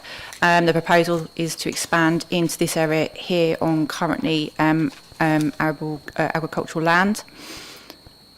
So this is just a view of that site. So it's an odd shape extension in that the boundary runs along approximately here, so almost in line with the tree line here, so leaving this area here open. Then this area here would all be developed, and then there's an angled boundary that runs along here, so it would contain all of this area up to the boundary here with this neighbouring field. And then a further view of that. So again, the boundary runs along here, so it includes this area here, and then the boundary would run along here, so this area here would remain open and in agricultural use. So both this area here and the far open space here would remain in agricultural use. So just to show you some photos, so these are now taken from Spratling Street, looking towards both the existing caravan park and then towards the site itself. So this is Spratling Street, this is the existing caravan park, so you can see that it currently has an existing tree screening along the boundary, so it's very screened in terms of views into the caravan park, and you can see there's also a hedge running along the boundary as well. And then again looking further north again of the site, and then looking towards the gap. So this is again the corner here, and where these trees are here, that's the existing site, and so the proposed site would be in this location here. So kind of difficult to show you exactly because there's no particular landmarks that I can point at, but it would be in this location. So you can see there's trees in the distance that are north of the application site, and so in terms of like views through, this gap here that you would see, that would be closed off with the boundary of the site. And then just a further view looking towards it. So again, this area here is the existing caravan park up to this point here, and then it would be in that location here, but would also extend across in the distance here. But again, this area to the front here would remain as open agricultural land. And then just an even further view again, so again the existing caravan park and the tree screen here, and so the site is the gap between that northern boundary of the existing caravan park and then the tree screen, which is to an area to the north of the site, so it's in this location here, expanding up to the boundary. And then a closer view again, so again it's in this gap here. So in terms of views taken from Preston Road now, so from this point here and from the footpath to the north. So this is from the north looking south. So this is the existing caravan park on the right hand side. So again, you can see that current tree screen that exists along the northern boundary of the existing site. So the application site is this location here and would expand over into this area here. So this would be the area of space that would be lost for the expansion. And then again, this is now looking towards the caravan park again, so there's tree screens along part of the northern boundary, and then you can see the remainder of the boundary doesn't have the tree screens, so again that's the existing site here. So the proposal is to expand into this area here. Again, this area on the right would remain open. And then just another view again of the site here, so again the site is this location here. And now you can see now this is Preston Road. And again, the northern boundary of the caravan park, and you can see some of the caravans now within the site. So the proposal is to expand it with caravans of a similar design to those existing within the current park. And then this is again, that's the northern boundary on the right-hand side. So now you can see that the site is this location here, so it's expanding into the distance up to the boundary with the neighbouring field. And then again, just the existing northern boundary there. And then this view is looking north, so the application site is on the right-hand side. So again, this area remains open and in agricultural use. The boundary of the site runs along here, so just south of those trees, and heads off to the right-hand side. And then this is inside the site, just showing a few photos of the existing caravans within the site. So there's those 3 photos. So again, this is the actual, so this just reminded, this is then the expansion area. So that was the area to remain open there. And then this was the area with the trees along the boundary north of the site here. And then that was the boundary that you saw north of the caravan park. And this is the area that the site's expanding into. Just for a bit of context, this is showing the strategic housing allocations and housing sites within the local plan. So just so you can see it in relation to the surrounding area in terms of impact on long distance views. So the site itself is in this location here. So this is the existing caravan park here, and the site's expanding in line with this road here. So it's in this location here, but you can see in terms of proximity to the urban area as part of the urban expansion that's committed within the local plan, this would all form part of the existing urban boundaries. So in terms of proximity to the boundaries, it's a sustainable location. So this is the proposed site layout. So the application has previously been refused by members. This was July last year. This is a resubmission of that application. The previous application was refused on two grounds. One was the location and scale would result in a loss of countryside and harm to the landscape character area, and the other is that the site would result in the loss of best and most fertile agricultural land. So this is a resubmission. Originally the application came in with little additional information, which is why you may have seen it on a previous agenda where we had an alternative recommendation. Following that, additional supporting information was submitted, which we've gone back out to consultation on and assessed. And now we have considered that additional information through this report before you. So in terms of how this application differs from the previous application, through this application they've needed to demonstrate that the application achieves biodiversity net gain. So now that this now includes a biodiversity net gain metric as part of the application and shows details of where that would go. The landscaping scheme's also been amended. So around the edge of the site there's now a bund included, as well as the 10-metre buffer, which I'll show you later on the landscaping plans. And a planning statement has been submitted as well, which addresses the previous reasons for refusal and goes into further detail about how the application complies with local plan policy. So in terms of the actual principle of development, there's the two main policies to be considered. In terms of principle is policy SB24, which is the countryside policy. So this assesses what development could be allowed in the countryside on unallocated sites, and provides exceptions that are considered to be permitted uses within the countryside.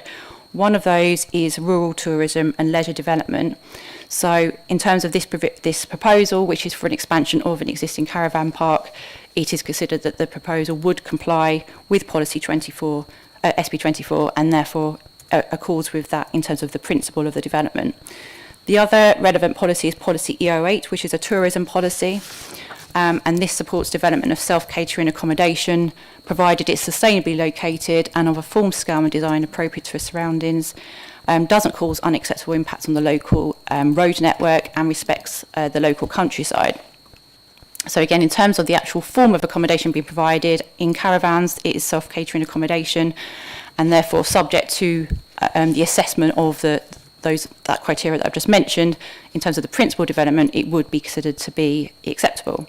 So in terms of those two policies, the principle of tourism development in the countryside is considered to be acceptable, especially where it's an existing business that's already located in the rural area, and therefore an expansion is obviously going to go into countryside area, and that's why we've assessed it in that way.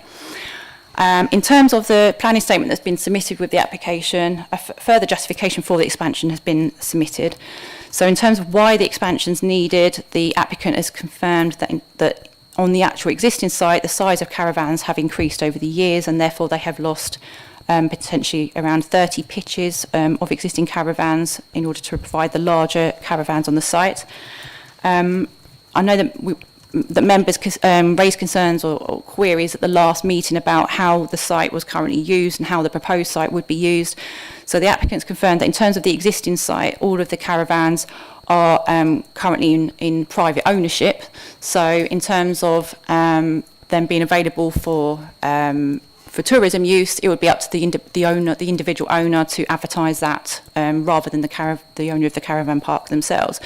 So in terms of this proposal, the aim through this application is to provide more short-term let caravans, similar to their site at Plucks Gutter, which they've advised is their sister site to this site, so the Dog and Duck at Plucks Gutter. So looking at that site, that does provide short-term let caravans caravans that you could rent out. On their website, that shows that that's available, and their aim is to provide a similar model at this site, so that there's is that short-term tourism benefit for the development. So in terms of this application, again, members raised concerns before that they didn't consider there potentially to be enough benefits associated with the development. So through this application, we've consulted with the council's tourism manager. She's visited the site and spoken with the applicant and provided a comment, which you'll see in the report. And she supports the proposal. She says that there's a sort of a significant demand for caravan development in the area, that does provide a tourism benefit, and therefore the increased bed space through this provision would be of economic tourism benefit for the area, and therefore offers support, which is different to what we had before, because we didn't have her comment with the previous application. So that is a clear benefit that is where she supports that.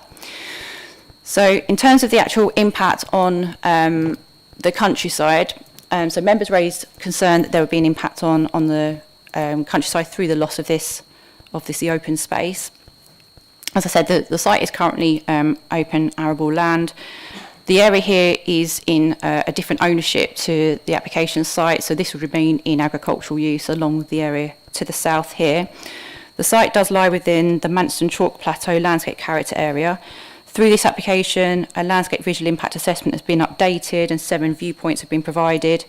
The report is concluding that the site lies within a visual envelope with limited harm to long distance views, which again you saw from the slide that I showed you in terms of looking at the surrounding area and strategic housing sites. There's quite a lot of allocations to the north and east of the site, so in terms of long distance views they are quite limited in terms of what will happen in the future and those sites coming forward for development.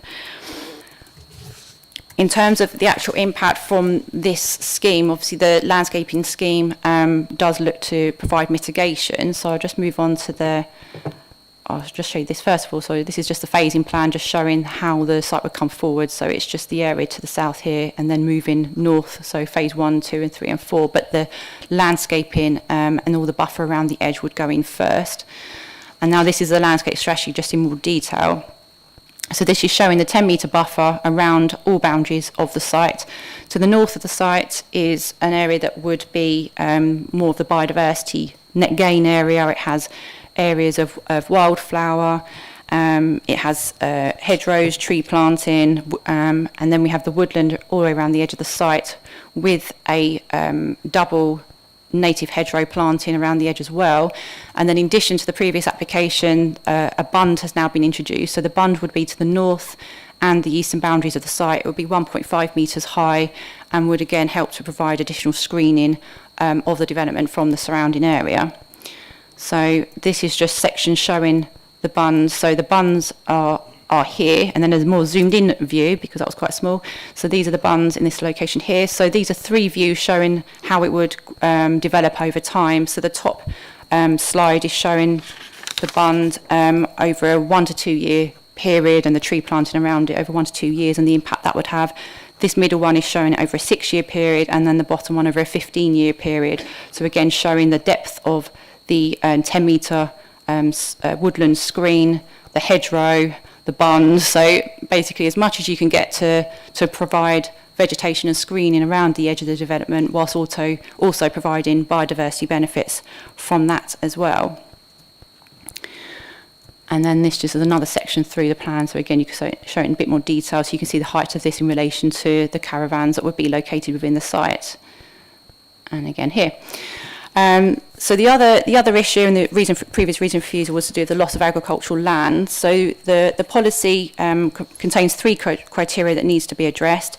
One is that an assessment's been carried out to show that there's no sites of poorer quality agricultural land that are identified. So the site itself is grade 2 with a small element of grade 3A. So it is classed as best and most versatile agricultural land.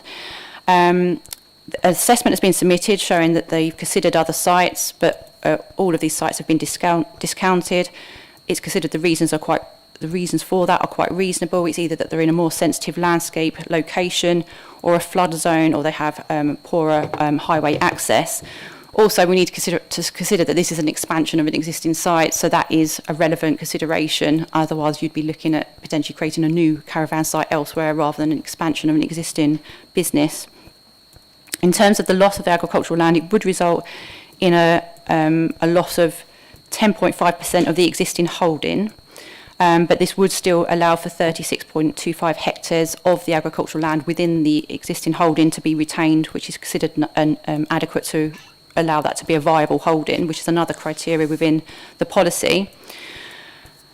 And then the other point of the policy is that the benefits outweigh the harm from the loss of the land, and obviously that is up to members to decide whether they feel that this application, through the additional information that's been submitted and the additional benefits that have been identified, whether the benefits now are considered enough to outweigh the loss of the land in as agricultural land.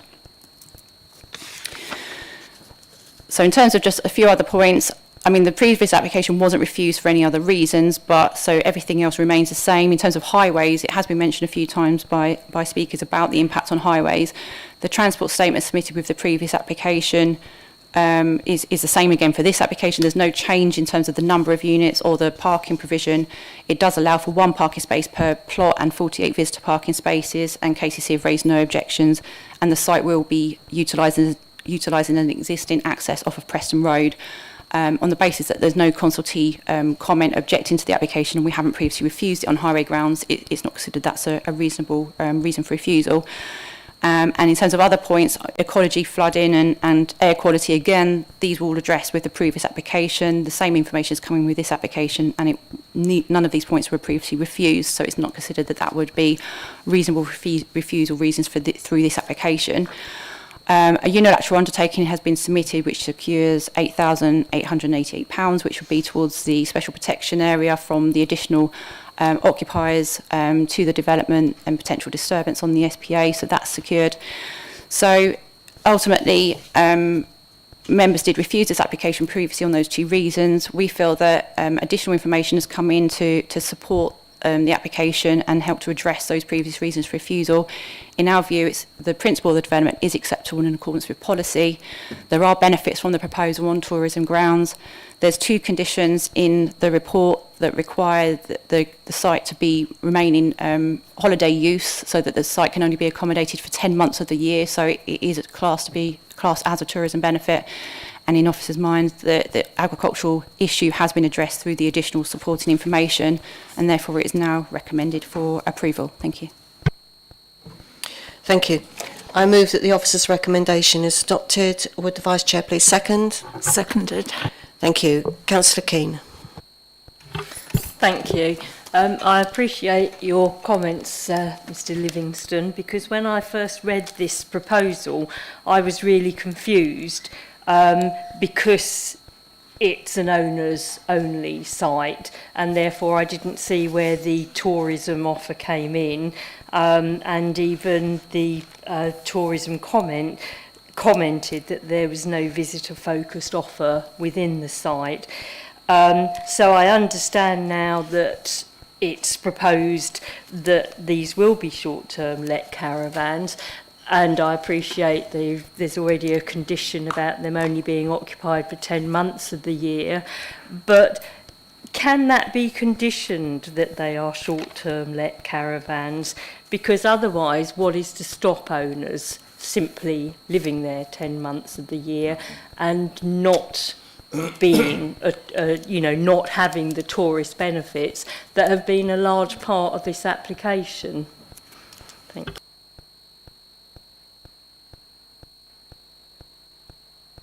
Councillor, we'll come back to you, I think, on that. I'll go to Councillor Wright next. Thank you, Chair. I've sat and listened to the comments from both the parish council, the district councils. Some of you will not know, I've represented in one way, shape or form Manston for the last 14 years. The problems will become much worse. The biggest problem is Spratling Street and the traffic.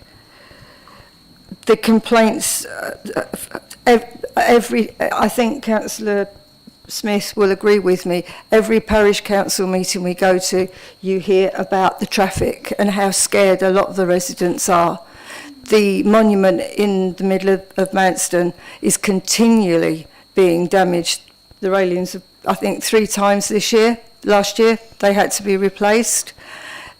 There isn't any business opportunities for anybody in Manston at the moment. And I think that to have holiday lets there would ruin the peace and quiet for the residents that are there. I don't think any of those things have been taken into account. Thank you.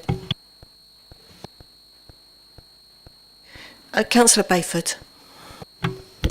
Thank you, Chair. Quite honestly, I can understand arguments for and against this application. However, the past reasons for refusal have been addressed in depth, particularly in relation to biodiversity. So I can only think that in the event of this application not being supported, there is a high chance that it may be overturned on appeal. Thank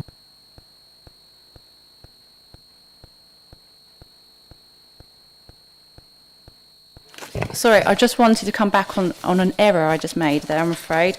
In terms of mentioning the conditions, I had said that there was a condition talking about 10 months of the year, but obviously misspoke because that's not actually how it's worded. I think I might have been thinking of the other caravan application that's on the agenda.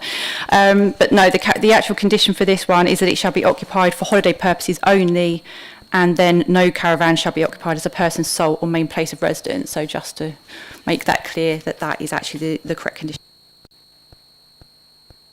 Thank you, Chair. Just to come back then on Councillor Keane to your point about what requirements we can put on this.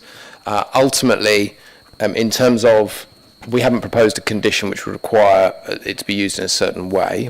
Obviously, in terms of the benefits to be provided on a tourism basis, even if it was say, an individual caravan, static caravan, as it would be, is owned as someone's second home, there is a tourism benefit to that in the sense of visitors coming to the area. So there is a level of benefit there. Ultimately, it's the collective benefit that the amount of accommodation will be provided. But I think to Emma's point, it was more to reflect the fact that I think the perception of caravan parks is that they are all sort of permanent residences. Whereas obviously there are conditions that are on pretty much every caravan park around the district, from the ones that were approved in the 50s and onwards, that will restrict either that it can't be someone's proposed permanent residence, that there's a register that's kept, and in some instances, historically, that they are closed for a period of time.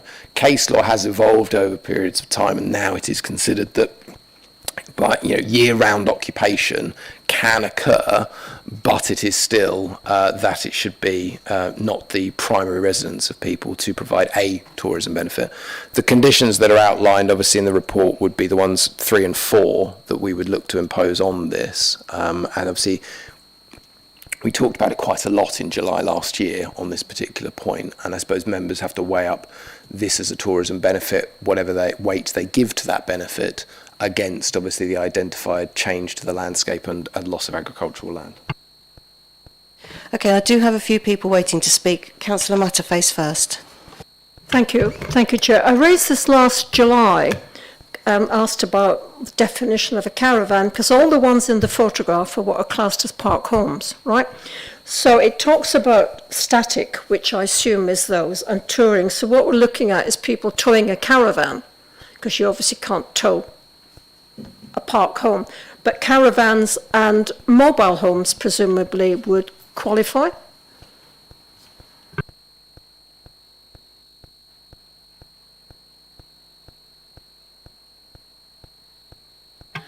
So in terms of the site, so you can see the location of the caravans. So in terms of, on the right-hand side, there's a key that just says there would be 106 small caravans and 4 large caravans. So these are sort of the plots, and would be, I don't believe there's actually any spaces for touring caravans. I don't believe that that's been mentioned throughout the application at all. So the the application is for static caravans, so a mix of small and large static caravans. So everything you see on here, obviously the location of those units could potentially change because the actual layout itself isn't completely fixed. It's more the change of use of the land for the site of those caravans rather than the actual location shown on this plan, but it does show how you'd fit those in. But it is for static caravans within the site, and then people would be able to go online and rent to stay at those caravans rather than bringing their own caravan to the site. It says in condition 4, it talks about caravan holiday homes, static and touring. So the implication there is some people will be towing a caravan, yeah? In the image that you can see there are some spaces at the access point, and it's indicated obviously that they could be motorhome spaces, etc. So it's to try and kind of cover off that point. Ultimately, what's being put forward is more, and I think this is, I'm trying to not say verbatim what I said last time, but it's more of the park home style, and I think so.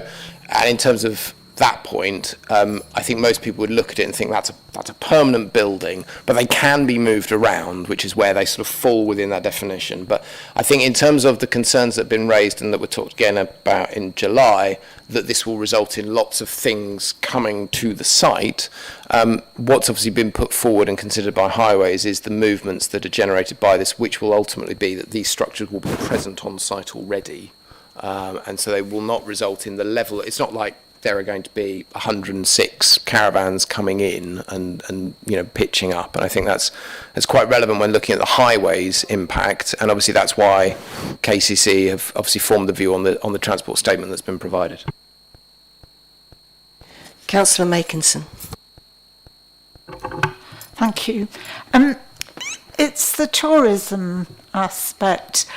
When my children were little, we very often stayed in these caravan parks, and quite often they were second homes from people we knew who didn't stay there all the year round.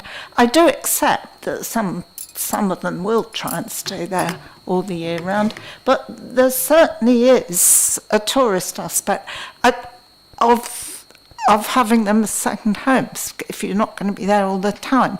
What I would have liked to see is a few more amenities for tourists, like even just a playground or anything like that. That's all, thank you. Thank you. Councillor Alban. Sorry, I've gone there. Effectively, I've read the report, I've listened to the officers, the applicants overcome the reasons for refusal. End of story, thank you. Councillor Garner. Thank you. Yeah, I was gonna say, or I'm gonna say, I guess there have been discussions about highways, discussions about what type of caravans they are, what type of holiday homes or living accommodations they are. I guess we had a long discussion about that when we talked about it last July, and it came down, the majority of us, that's the majority of all of us, not just one or two of us, felt that this wasn't acceptable because of the two reasons that we refused it for, i.e. the landscape, the impact on the countryside and the loss of agricultural land. I mean, I don't think I've heard anything to negate the loss of the agricultural land, so that still stands as far as I'm concerned. And all I've heard about the loss of countryside is a landscaping plan that introduces some extra bunds, vegetation and trees in 3 years or 6 years, similar to a previous application that was going to re-landscape an area after 3 years that hasn't actually happened as a result of this evening's planning committee meeting. So I still think those reasons for refusal stand, and I haven't heard anyone say anything that persuades me otherwise. Thank you. Councillor Wing. Thank you. I mean, I support alternative ways of living, actually. I think we should be looking at building in this current crisis of cost of living and housing, we should be supporting alternative ways of living. But this is not what's being proposed here, is it? Allegedly we're creating a tourist attraction, and I am one that uses campsites on a regular basis in my camper van, and I would support Councillor Makinson, where I don't see that site as a tourist site, because there are no facilities, there are no tourist facilities. There's no area for kids to play in.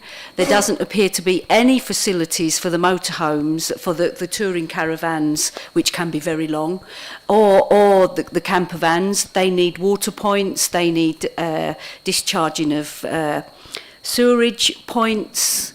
And a 52-week-the-year campsite just smacks of it could be abused. I'm not saying it will be abused. I'd like to see more information around how that's going to be managed. Are the developers going to site all the caravans, or are they going to be sold off plan so people buys a caravan and then the company rents them out? What is a short-term let? Is that a week? Is it 6 months? There was no mention of how many caravans on that site would be managed by this company and how many wouldn't be managed by this company. So I'm sat here again needing more information to actually make a decision, and it's really important that we get the detail of this information, because it's being advertised or it's being presented as a tourist site, and I really would like more information about what makes that a tourist site and not a 52-week-a-year living site.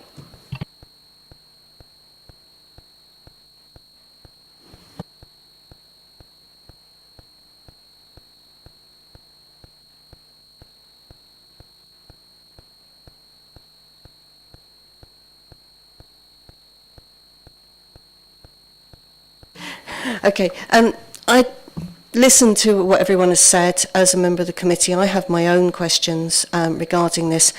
This seems to require a very different management structure and plan from what appears to be either permanent residential or long-term second homes.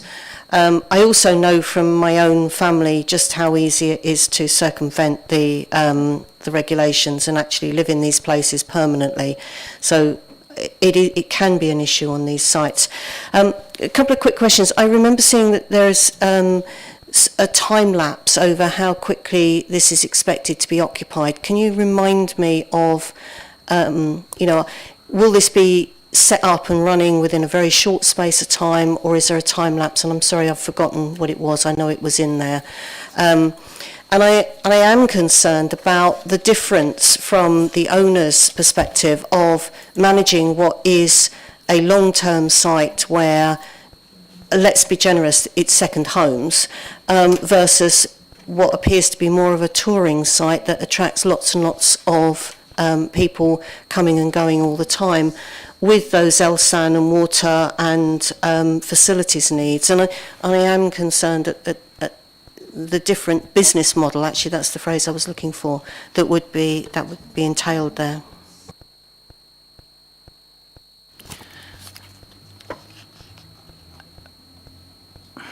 Sorry, I'll just go back to the phasing plan. So this was a phasing plan that's been submitted. I'm not sure it actually gives time scale necessarily. It just says in what order the site's going to be developed. So it starts with phase 1 being the 10-metre buffer and the biodiversity net gain area to the north of the site, and would include the bund and the tree planting and the hedgerow and everything around the edge.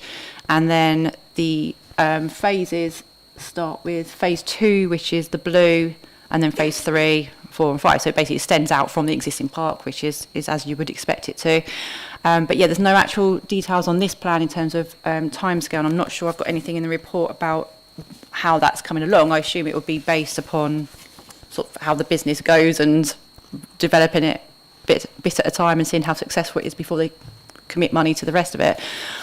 So that's sort of all I can say on that, I'm afraid. In terms of you said business model, in terms of the different types of caravans. Again, they've mentioned in their report, or in the details that we've had from them, how it follows the business model that they have on their other site, what's it called, the Duck and Flutter. I can't remember what it's called. Sorry, no. Flux Gus. Sorry. And so they're using that as the business model for this. I mean, looking at that site, as I said, there's you can go onto the website for that and book the short-term let. I didn't look in detail in terms of what short-term let actually means. Presumably is a few weeks at a time. Whether you can book more than that, I don't know. I mean, in terms of what they've got on the site, as I said, it's basically what I said earlier. That's the most information I have, is that what's there at the moment are the privately owned units, so they could be individually let out to members of the public when they're not in use by the owners. But it's expected that these would be more short-term lets. So I'm assuming the aim is that the owner of the park would be looking to retain more of these units and then let them out on these short-term lets. And so there would be less that would be actually privately owned. But I just don't have the exact detail of that. That's the most I have in terms of what their intentions are. Councillor Matterface. Picking up some of the points, Councillor Wing's point, Councillor Makinson, we don't know anything about anything else on site. I mean, these sites normally have little eateries, they normally have sort of paddling pools for the kids. There doesn't a shop. I mean, is there any indication on the site that there are any facilities other than these park homes and motorhomes coming in? I mean, most unusual to have a site of this site without anything else, surely. Sort of anything recreational or retail. Do we know anything about, I mean, obviously the one at Plux Gutter has got the pub next door from memory, but there's absolutely nothing here at all, is there? No, I mean, the layout plan that you can see before you doesn't indicate that there are any commercial elements in addition to the uses. Obviously, there is open space, and you can see to the north, there's a path area running around there. You've got the public rights of way nearby. As you saw from the plan I showed you in terms of proximity to the urban area, it is potentially walking distance of existing services and things that they could get to. But yeah, in terms of the actual site itself, unfortunately, I don't know about the actual existing park, whether there's anything within the existing one at all. All I know about is this proposal, but the proposal isn't providing that. But there's just no criteria for us to be looking at to require that. We're looking at a caravan park, but there's nothing saying that as soon as you have caravans, you need to have those facilities. I appreciate that would be beneficial and probably makes business sense for them to have something like that, but that's not what's proposed. All we've got is this, and there's nothing to say that that's, a problem to not have that. Presumably, you're in your park home, you've come by car, you decide you need to do some retail shopping, so you have to get in your car to go somewhere to do shopping because there's nothing on site at all. I mean, there's not even, there's one off the Ash Bypass which has got the fishing lakes and people go there, they go to fish, but there's just absolutely nothing, just these park homes. And there is a reception building at the entrance, which is where so you can't see it on this plan, because obviously it's where the original access is on, which is on Preston Road. But in terms of what you're suggesting in terms of food, actually getting something for the week, that would rely on, effectively, getting in the car and going elsewhere, which is, as we'll come on to, is obviously not uncommon when it comes to this as a sort of a point. I think just to pick up the points that you raised with regards to sort of management business plan, because I know this is again something that came up last year. We wouldn't normally expect to require a business plan for someone to demonstrate how something will be a success. In terms of how that's judged and the weight that we would attribute to that. The tourism manager in this instance has got involved, has looked at it. So in terms of the services on the caravan site, it's not that there's a comment that's been made saying that it's insufficient in the sense of this type of accommodation for tourism. So, we do have to obviously, we would put weight, as with any consultee, obviously in this instance the tourism manager would put weight on that comment in terms of what's being provided and the benefits that come from that. So I think it's just important to state that. I do understand the concerns, though, raised, that it would be beneficial, clearly, if there were more things on site to attract more visitors who are there on short-term lets. Councillor Everett, I think I missed you out. You did put your hand up, and You did, and I but bypassed you. My apologies. It's fine. I mean, what I wanted to say really, I mean, it seems to me that we're restricted to the two reasons that were given for refusal previously. And I have a lot of sympathy for what the Manston residents are saying, and I understand their concerns about traffic and the character of their village. But I don't think there's anything sustainable that we can do other than rely on the two reasons that were previously given for refusal. And officers will tell me if I'm wrong on that, because I don't think that the proposal is significantly different apart from that. I am satisfied that they've overcome the landscape issue in terms of the screening that they're proposing to provide. I have difficulty in deciding whether they've overcome the harm from the loss of the agricultural land, because like other people I'm not really persuaded that this is what it seems to be. But on the other hand, I have to listen to the advice of the tourism manager, and I think we're probably being a bit unfair on putting a lot of weight on the advice of the tourism manager in this case, but you know, our officers are there to advise us as to what they think of the application, and that's the advice we've got. So I think it's, in terms of what we can actually do, I think it's very finely balanced. But I shall continue to listen to anything else that anyone's got to say. Well, I still have Councillor Alban wanting to speak. Oh, not really, I suppose. I've had enough of it. But just to point out, if that's an extension to the existing, then they'll have access to the existing site. I mean, that's just common sense. So I don't know what's on the existing site. I've never been on it, so I don't know what's there. But I have no doubt they will have something on that site for them to actually go to.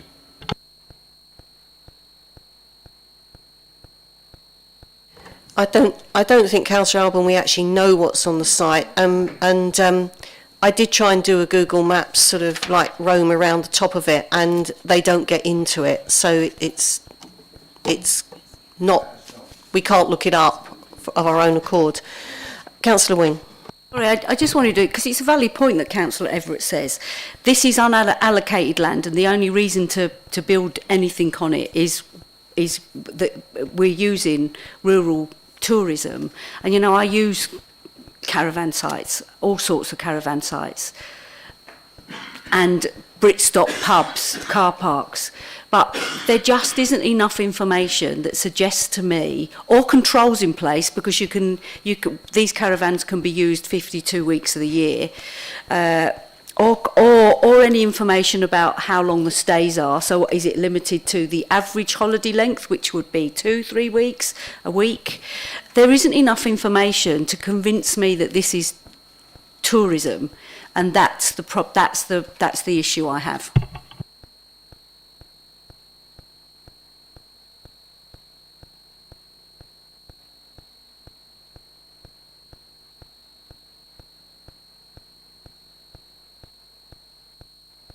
Okay, well, I don't actually have anyone else wanting to speak. Oh, Councillor Wright. Chair, I just wanted to clarify, there are no amenities on the site. They are static caravans and are housing. There are no toilet facilities or anything like that at all.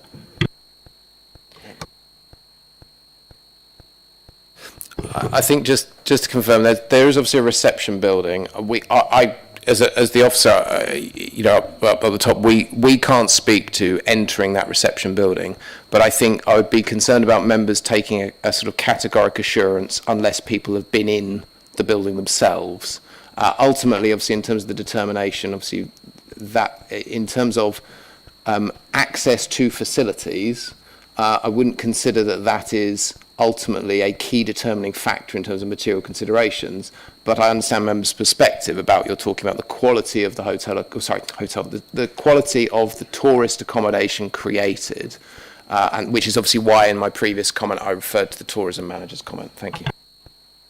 Okay, so we will now put the motion for the officer's recommendation for approval to the vote. Those in favour? And those against? So, any abstentions? And that means it's lost. Hold on a moment.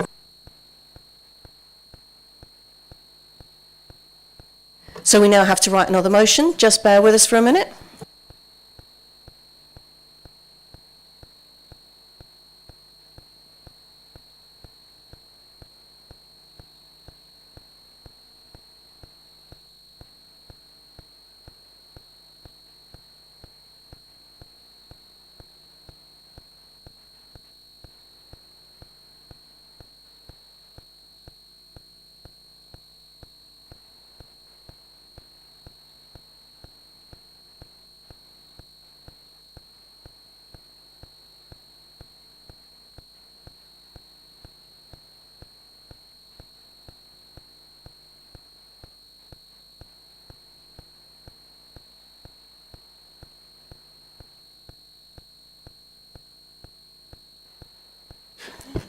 Thank you, Chair. So just in terms of next course of business is obviously a new motion being put on the table. I think in terms of the two elements here, one obviously that's been mentioned is the request for sort of further information, which has been made by a few members about how the additional accommodation will be managed for members to fully understand the tourism benefits that could accrue and how that would then weigh in favour of the development. And then the other aspect of things which has been mentioned, obviously, are there two reasons for refusal previously, and whether or not both of those reasons have been overcome. Again, speaking to what I've heard from members, some members consider that both reasons have been overcome, but other members consider that one of those reasons has been overcome, and others consider that both of those reasons have not been overcome. So in terms of proposing a motion, whilst normally we would do an adjournment for members that are interested in putting a motion forward to come up, given that actually it is pretty clear what those issues are, with the Chair's approval, it would be for a member to put up their hand and propose a motion to then, with a seconder, then debate that motion and then subsequently vote. And I've got Councillor Everett already with his hand up. Yeah, I'd like to propose we refuse the application and use the second reason from the previous refusal only.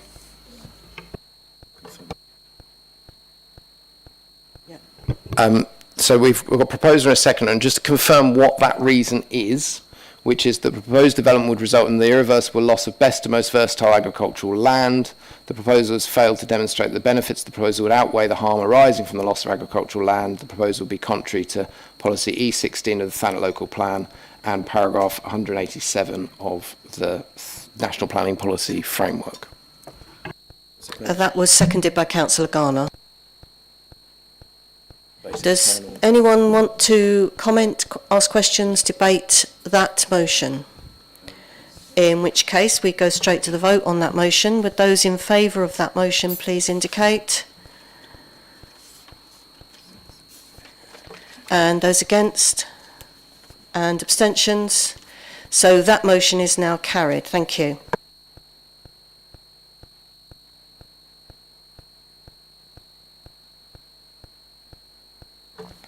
Right, so that bit's over. We're on to the next item, which is land adjacent to 10 Anson Close Broadstairs. I realise people may want to move and leave, so we'll just pause for a moment while those who do not want to stay any longer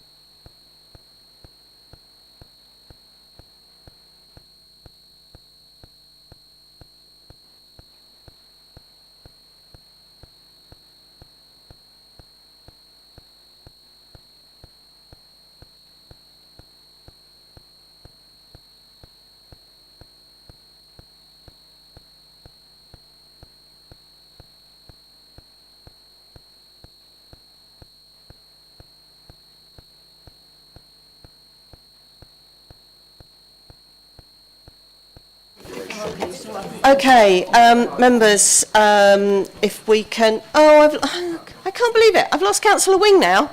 Where's she gone? I've just saw the back of her disappearing down the corridor. Maybe she's going to the coffee room. We do have people here who have trains to catch at 10:15, and people who have travelled a very long way for the next 3 items, and so very mindful that we're waiting for Councillor Wing to come back before the public speaking starts. Oh yeah, she's coming. Right. Councillor Wing! Sorry! Okay, so moving on, item 5B, land adjacent to 10 Anson Close Broadstairs, public speaking in favour of the application, Ms Philippa Rees. You have 3 minutes. Good evening, everyone. My name is Philippa Rees, and I'm a Senior Development Manager at Amp Clean Energy, who are the applicant for this proposal. I'd firstly like to thank the Planning Officer for their work on this application, with whom we have worked proactively, and I welcome the Officer's recommendation for approval. This project is only at committee today as the proposed scheme is on Thanet District Council land, who are also the planning authority. We've been working with the council to find suitable sites across the district, of which this is the first to proceed to planning. Alongside Thanet District Council, we are working with over 65 local authorities to develop identical schemes across the country, creating a network of localised energy storage in our towns and cities, and have now had over 130 schemes granted consent. We are surrounded by the infrastructure that allows us to live our modern lives, such as electricity substations and gas kiosks, which are integrated into urban areas, providing our homes and businesses with electricity and gas. This infrastructure is built where we need it, next to demand. As we embark on the transition to net zero, we increasingly need new types of infrastructure to serve society's changing needs, and we believe battery boxes will become a key part of this, forming part of the urban landscape as much as the aforementioned infrastructure already does. To reach our government's target of clean power by 2030, we need to generate an ever-increasing amount of electricity from wind and solar to replace fossil fuels. But regardless of how much we generate, we're always going to have times when the wind is not blowing and the sun is not shining. Here, batteries provide a solution by storing excess low-carbon power generated at times of abundance and releasing this at times of peak demand but low generation. By doing this, this battery would save 320 tonnes of carbon each year and 9,600 tonnes over its lifetime. Another issue we face is that our electricity networks were built throughout the 20th century and not designed for the demand that we're seeing today, and this is something that's only forecasted to increase in the coming years. To contextualise this for Thanet, UK Power Networks, the local energy network operator, predict that there'll be another 3,000 new domestic connections in the area by 2030. More drastic is the increase in battery electric cars, predicted to increase by over 20,000 by 2030. All of this will create strain on Thanet's local electricity networks to keep up with this increase in demand. One solution to address this is replacing substations and digging up roads to add more local capacity, all paid for in our electricity bills. An alternative solution is Battery Box, a storage system embedded in the low voltage network next to local demand, which increases the capacity of the system when needed and secures power for local communities. The proposed site is in an industrial estate with limited visual impact, with unused flat land close to local electricity demand, where the Battery Box can serve and reinforce the local network in Broadstairs. Considering the limited impact of the site and the net zero benefits this project brings, we hope the committee will approve this project in line with the officer's recommendation. Thank you very much, everyone. Thank you. The Planning Applications Manager will now outline the report. Thank you, Chair. So the application is for the erection of a battery storage facility, maximum capacity of 800 kilowatts. It's generally stated that the maximum would basically power 200 homes for 4 hours in the event of being needed. This is in the Pysons Road Industrial Estate. The main issues are the principal development, impact on character and appearance of the area, drainage, biodiversity, and other matters, including fire safety, which obviously members will be very familiar with for discussing in the other battery storage plants in the district. So we have the area in red here. It constitutes a sort of lawned area, a bit of an interstitial area between the industrial units. So on the site there are 2 trees. One of these will be expected to be removed as part of the proposal. That's the one on the right-hand side. So the facilities effectively would be, you would have the building, the structures would be surrounded by palisade fencing for security purposes. You would then have the actual boxes themselves. You would then have cabinets in between as well. So they are approximately sort of, it's a bit more than 2.1 because of being on the concrete plinth that you would need to be on. But that is a general sort of stack of the battery storage facilities. This is the cabinets themselves that are obviously in between those. It is considered that on an industrial estate, in terms of visual impact, there is no harm created from having this sort of thing in an estate. There is mentioned in the report of the requirement for biodiversity net gain, because the floor areas of the actual storage facility would be 24 square metres, but there's also the loss of the tree. That means that it comes under the B&G requirement. So there will be an informative and the triggering of the statutory requirement for 10% with a biodiversity gain plan required to be submitted prior to development commencing. The principle of development, it is within the overall allocated employment site, which is covered by EO1 of the Thanet local plan, but because of the scale of development and the fact that we're not talking about the loss of an employment facility, it's not considered that there is policy conflict. The applicant's already outlined about the support the battery storage gives to grid stability in terms of storing excess electricity generated potentially by renewable sources or indeed other sources where supply is above demand, and then being able to put that back into the network. The main issues that we've previously discussed with regards to fire safety, we have consulted with Kent Fire and Rescue. There's been repeated back and forth looking at the testing regime for the types of batteries that are being installed. Kent Fire and Rescue have sort of agreed finally that there are no additional comments, but they have required a condition to have a submission, I think it's condition 6, which is for an emergency information pack to be provided. There is also an impact with regards to drainage that needs to be looked at, which is condition 7, because the Environment Agency have stated that they want to be convinced that there are adequate surface water drainage facilities in the event of a fire that would ensure that there is containment of any surface water. It's worth noting that the applicant has stated in the submission about how initially it would be there's various management systems which would require basically an aerosol solution if there were to be a sort of actual emergency with regards to a fire and the potential thermal runway. However, we still require the information about drainage to ensure that were there to be Kent Fire and Rescue were to advise the need for water suppression, that in fact that there wouldn't be any harm to groundwater.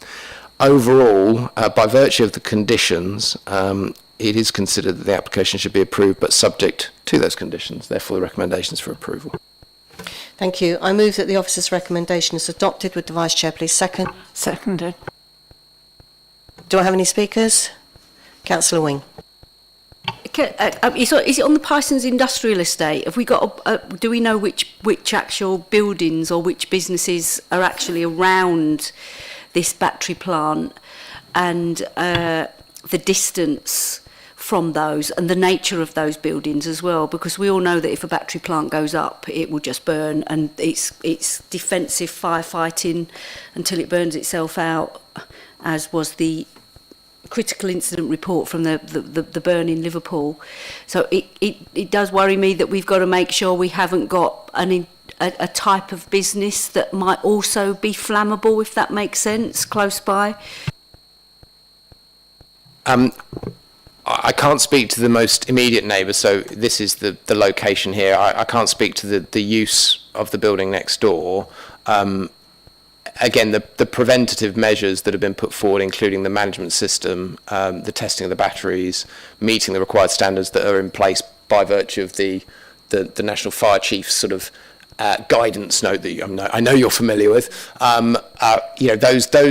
The testing that's gone on to the batteries, it's been shown that these batteries would meet that testing requirement.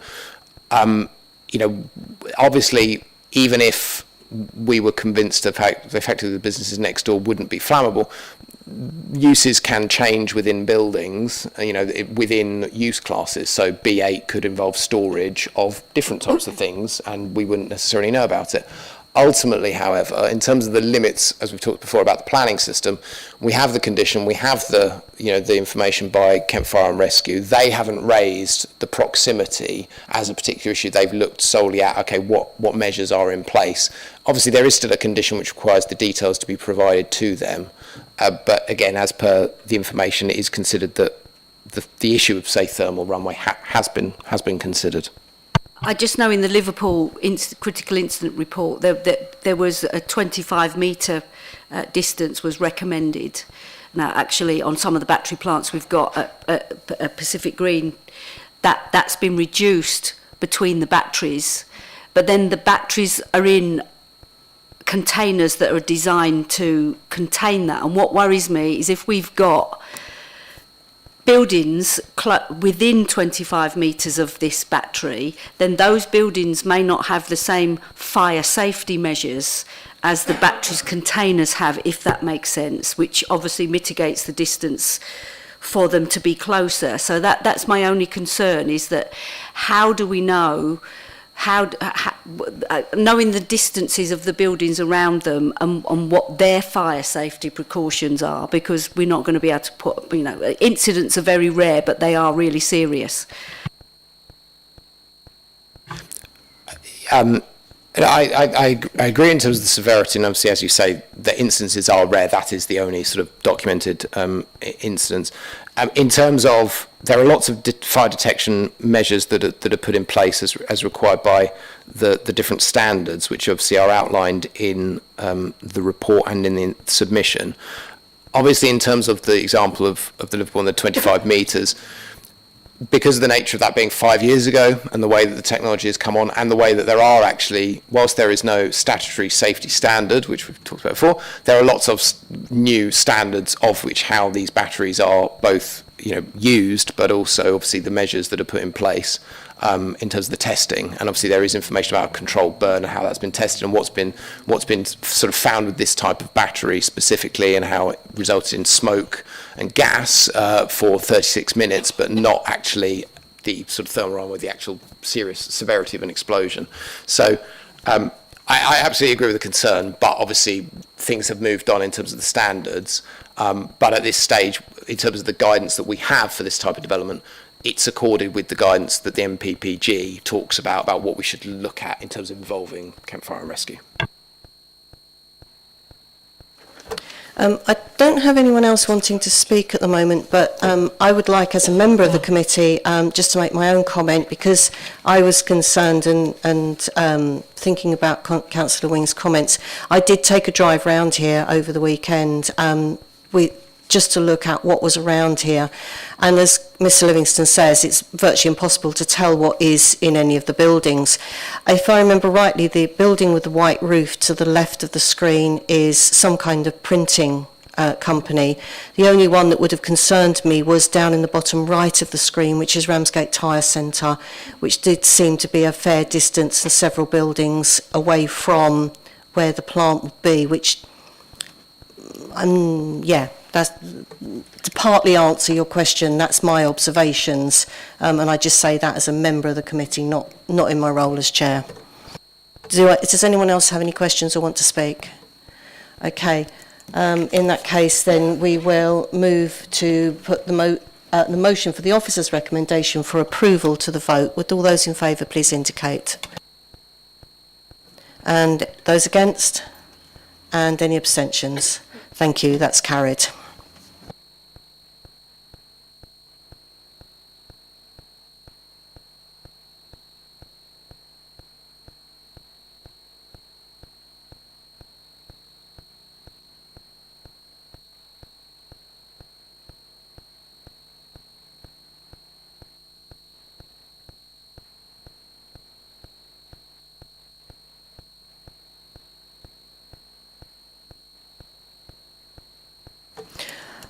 We're just discussing your trainers at 10:15.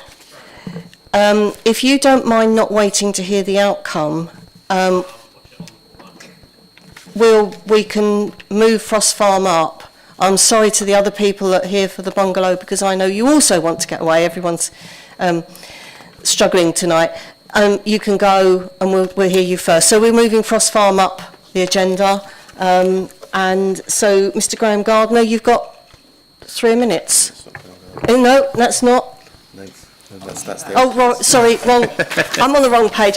It's not surprising tonight, is it? I mean, I've been chopping and changing all over the place. Right, so you are Mr. Daniel Phillips? That is correct, Chair. Thank you. You have 3 minutes. This application sought to overcome the previous 7 reasons for refusal, and having worked closely with the case officer since the scheme's validation in December 2023, these have now been reduced down to 5. For context, the site can presently be used for holiday accommodation purposes outside of the 1st to the 14th of February in each year. This application is seeking consent for these additional 2 weeks and for the change of use to residential purposes. Regarding the first reason for refusal surrounding the alleged loss of the existing holiday accommodation and lack of evidence to demonstrate the site's viability, there are currently 7 vacant plots across the site, and there has been for the duration of this application, demonstrating the complete lack of holiday demand. There are currently 13 owned holiday homes across the site and 1 show home.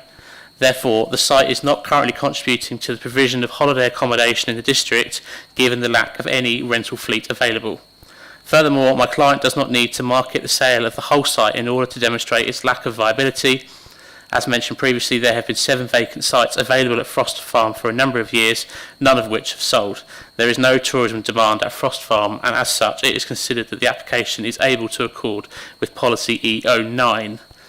The council need to provide a wide range of accommodation types, as referenced by Councillor Wing earlier this evening, notably for older persons, something this application would help to deliver. The lack of an unmet need for this type of accommodation, when assessed against the Labour government's clear objective to deliver more housing, should be attached to substantial weight. This is especially pertinent given the council's inability to meet their 5-year housing land supply or their housing delivery targets, and as such, the tilted balance under paragraph 11 of the MPPF should also be given significant weight. The second reason for refusal states that the location of the development would result in isolated homes in the countryside, as well as being in an unsustainable location. The site cannot possibly be considered isolated given its location adjacent to the A299, as well as being under 400 metres to the nearest settlement of St Nicholas at Wade, which provides local amenities and can be accessed via 2 public footpaths.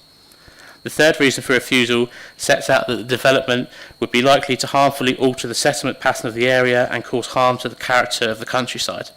The officer sets out in their report that there is not considered to be any harm in relation to the overall appearance of the area, and that the scale of the proposed development, a maximum of 20 residential park homes built to industry standards BS 3632, would not materially alter the appearance of the site in any harmful way. The site has been in situ since the early 1950s, and the application will not change the settlement pattern of the area. The application is not seeking to increase the number of caravans at the site, nor does it seek to extend the physical site area.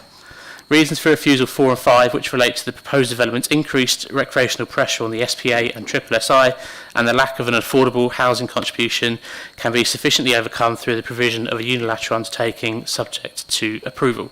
My client would like to reiterate that they will be willing to enter into the aforementioned undertaking in order to capture the required mitigation payments, as well as the affordable housing contribution of £75,000 as agreed with the council's housing team. I trust members will seek to overturn the case officer's recommendation and approve the application. Thank you. Thank you, and good luck in catching your train. We will now move on. Councillor Pugh, under section 20.1. You have 3 minutes. Thank you, Chair. I'll be brief. I'll try to be brief, so I appreciate everyone wants to get home at some point tonight. Firstly, I'd like to thank you, Chair, for allowing the late call-in of this application to come to committee. I'm asking for committee to approve this application, mainly for, and I'm not going to touch on all of the reasons that the gentleman before me has. I don't want to repeat or go over anything. But in general, this site has been used, as it says in the officer's report, for decades for accommodation. Now, we can argue about whether that is truly holiday accommodation or real accommodation and people living there. We could argue that until the cows come home. There's not any cows in this site or near this site, luckily. What I'm concerned, you know what, I was going to say what I'm concerned about, I'm not. The reasons why I think that this should be approved is that simply there are already people living on the site, whether we think that's holiday accommodation or not. I've been informed by somebody living on the site just this evening that whilst holiday accommodation isn't liable for council tax, all of those that are on the site currently are paying council tax, and that's because the council approached them and insisted that they pay council tax. So all this application is doing is allowing those people who already live on the site to live on the site for an additional 2 weeks of the year, rather than the current 50 weeks or 48 weeks, whatever it may be, that they currently do, and providing for the site to be fully utilised and properly used, more than as it was intended, but to its fullest extent. The arguments of access and people not being able to use sustainable forms of transport to access a site, that could be said for anywhere that's in a rural location. I don't think that should be a reason to not approve this.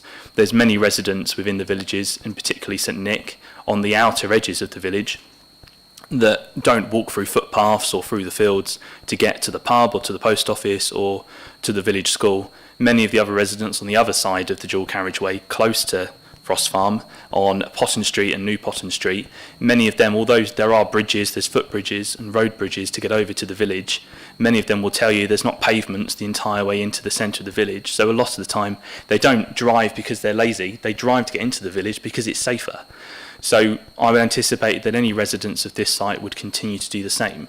It's been argued within the report that there may be instances of people suffering from dementia or mobility issues. Well, you know, this site isn't necessarily for people of a retired age to live in continually, and of course anyone that does suffer from issues like that, of course, is likely to then move. I mean, for the cases in point that you've approved a new development of a care home, there's obviously a need for that.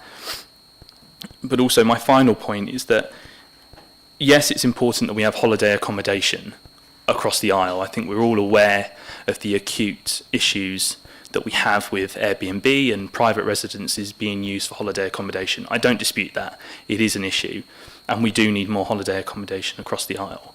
But in all honesty, if you were to visit the site, and many of you have probably driven past it, I wouldn't say that it would be my number one spot if I was going to come on holiday on the Isle.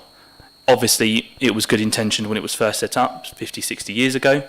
There was a different reason. The Thanet Way probably wasn't as noisy and busy as it is now, or what it was before. But clearly things have changed. And that's why tonight I'm asking you to go against the officer's recommendation and approve it for full residential use. Thank you. Thank you, Councillor Pugh. I think you might have got away with more than 3 minutes because we didn't start the timer in time. So it just felt like more than 3 minutes. I have been here since 7 p.m, Chair. You have. Okay, so we're handing over to the Principal Planning Officer to outline the report. Thank you, Chair. So this is the application site outlined in red, and you have the Thanet Way as been mentioned across the top of the slide here. So this is a zoomed out version where you can see the Thanet Way here. This is the roundabout that we probably all know, Potton Street, as has been mentioned, runs across the top here, and this is Canterbury Road running down, and you can see the sort of main bit of the St Nicholas at Wade in this location here, to just give you some bearings. So this is a zoomed in view of the site. So this is the building that you see when you drive past the Thanet Way, that you can actually see, and there are some park homes, static homes already on the site. So looking at some photographs, this is as you go into the site, there is actually a sign advertising homes for sale, just rather than holiday accommodation as such, but it does say homes. That's the building that you get a glimpse of as you drive along the Thanet Way.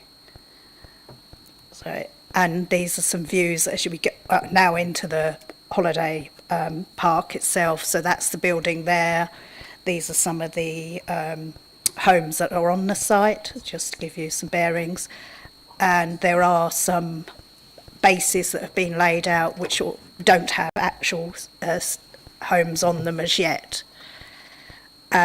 This is a photograph along the Thanet Way, and you can see there is a footpath that does run alongside it, but that does peter out, as we'll discuss later on. So this is a view of it. So that's the building you see from the Thanet Way. These are the homes are sort of laid out in the, around the site, and there is potential. I think there are 13 currently on the site, and as has been mentioned, the actual application is for 20 homes to become permanent year-round residential accommodation for, well, there is some discrepancy in the information that's been submitted with reference to ages 40 and age 50, but which is assumed the main information that's been put in is for ages over 50 or over. Oh, sorry. So, yeah, just looking again at this slide here, as has been mentioned, it has been a holiday park for a number of years, and in this, as been touched on, holiday accommodation has been controlled in a variety of ways over the years. This site is one that had the condition from many years ago that it could only be occupied for certain times of the year, and that condition has been varied and changed over time, but there is still a 2-week gap where the homes cannot be occupied and should be vacated. We are concerned that the residential accommodation, if they become permanent residential accommodation, we will lose holiday accommodation, and that is supported by, again, our tourism manager advising that she's not been approached and she does consider there is a demand for tourism accommodation. There is also, has been mentioned in reason 2, we are concerned about the accessibility of the site. It is quite isolated other than the building that you see from the Thanet Way. You either have to walk along the footpath along the Thanet Way and then down, sorry, I can never pronounce it, Shewart Lane, down into the village, or you cut across open farmland. So it is considered to be quite isolated and unsustainable in terms of actually getting to facilities and benefits. So it would rely, as been mentioned, on the use of the private vehicles rather than certainly in the winter or in bad weather in the evenings.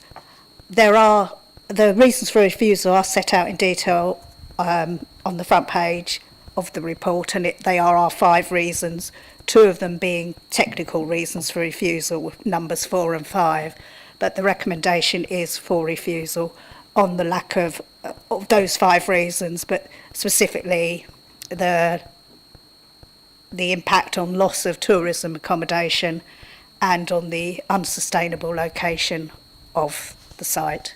Thank you, Chair. Thank you. Before I move the motion for this application, I just need to remind members that we are now at just gone 10 o'clock, in which case I need to confirm that we will continue the meeting beyond 10:30. In accordance, Planning Applications Manager and I agreed that we should have no problem in completing by 11:30. In accordance with the In accordance with the Constitution, it states 11.1, unless it is resolved to complete the item under discussion, meeting shall stand adjourned at 10:30, unless in the opinion of a majority of members thereof, the business remaining to be dealt with can be concluded by 11:30, in which case the meeting may continue until 11:30, at which time it shall automatically stand adjourned. Consideration of any business not transacted shall then be continued on the following Monday evening. On the basis that we think it will be completed by 11:30, I move that we continue the meeting beyond 10:30 in order to conclude the business of this agenda. Would the Vice Chair please second? Seconded. What you can't see is whenever I do this, she scowls at me. Those in favour, please indicate. And is there anyone against? And any abstentions? No, thank you. So we will continue. In that case, I'll go back to the other page.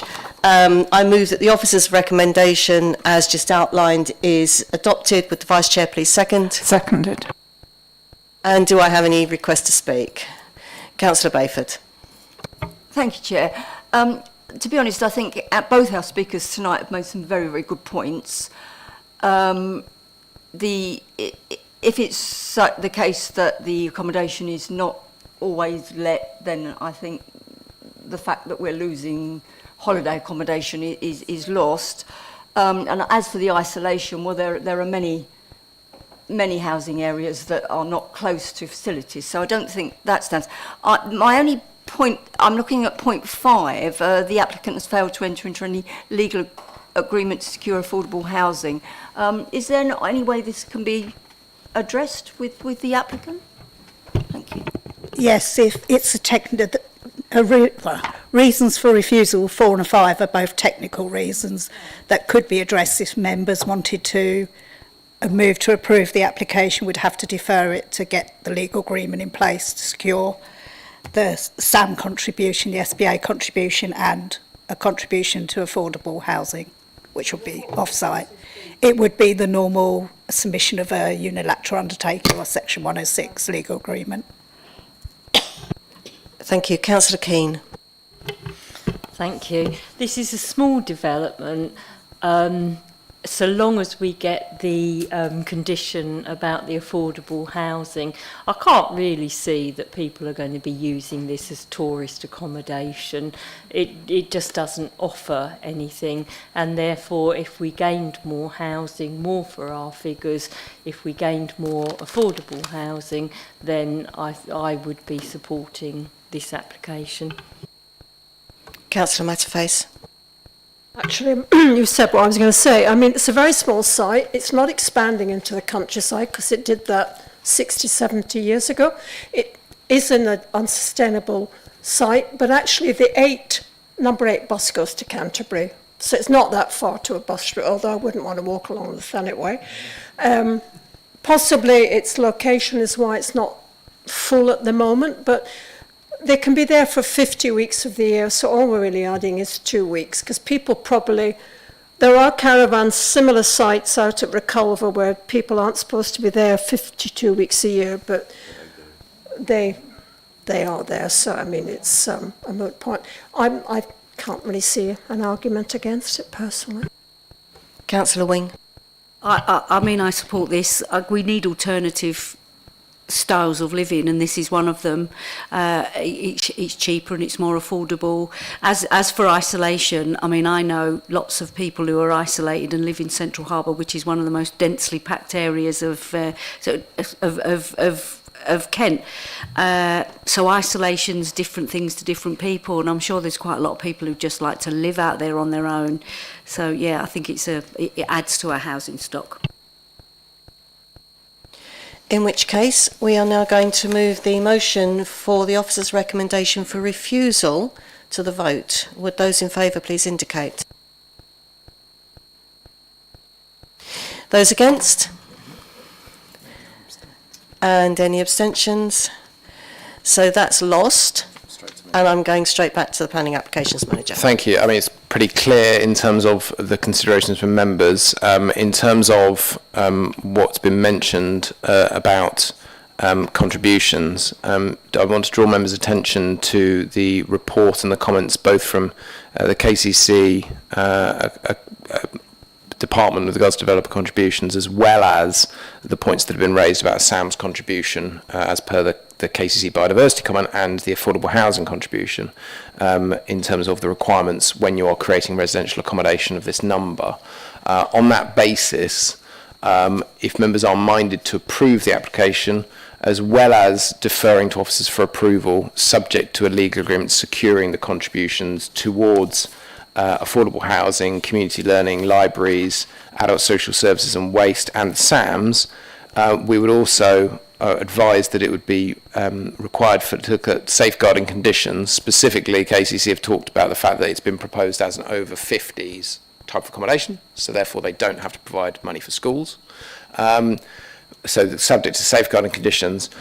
But as you're turning around our recommendation, it's got to be shown that there's a reason to do so, and the judgment that I think has been made clear by the debate, and obviously members will need to determine whether or not they agree with this, is that the benefits of the application of providing additional residential accommodation outweigh the harm identified in the report. So I leave it to members to put a motion forward. Councillor Keane? I'd like to propose that.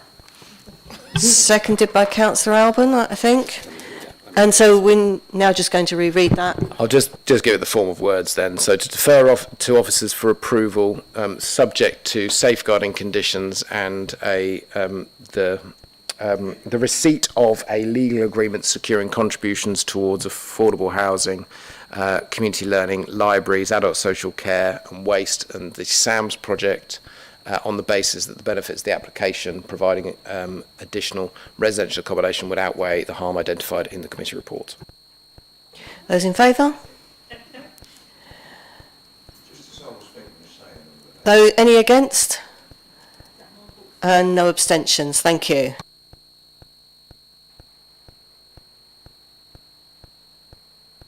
Right, thank you.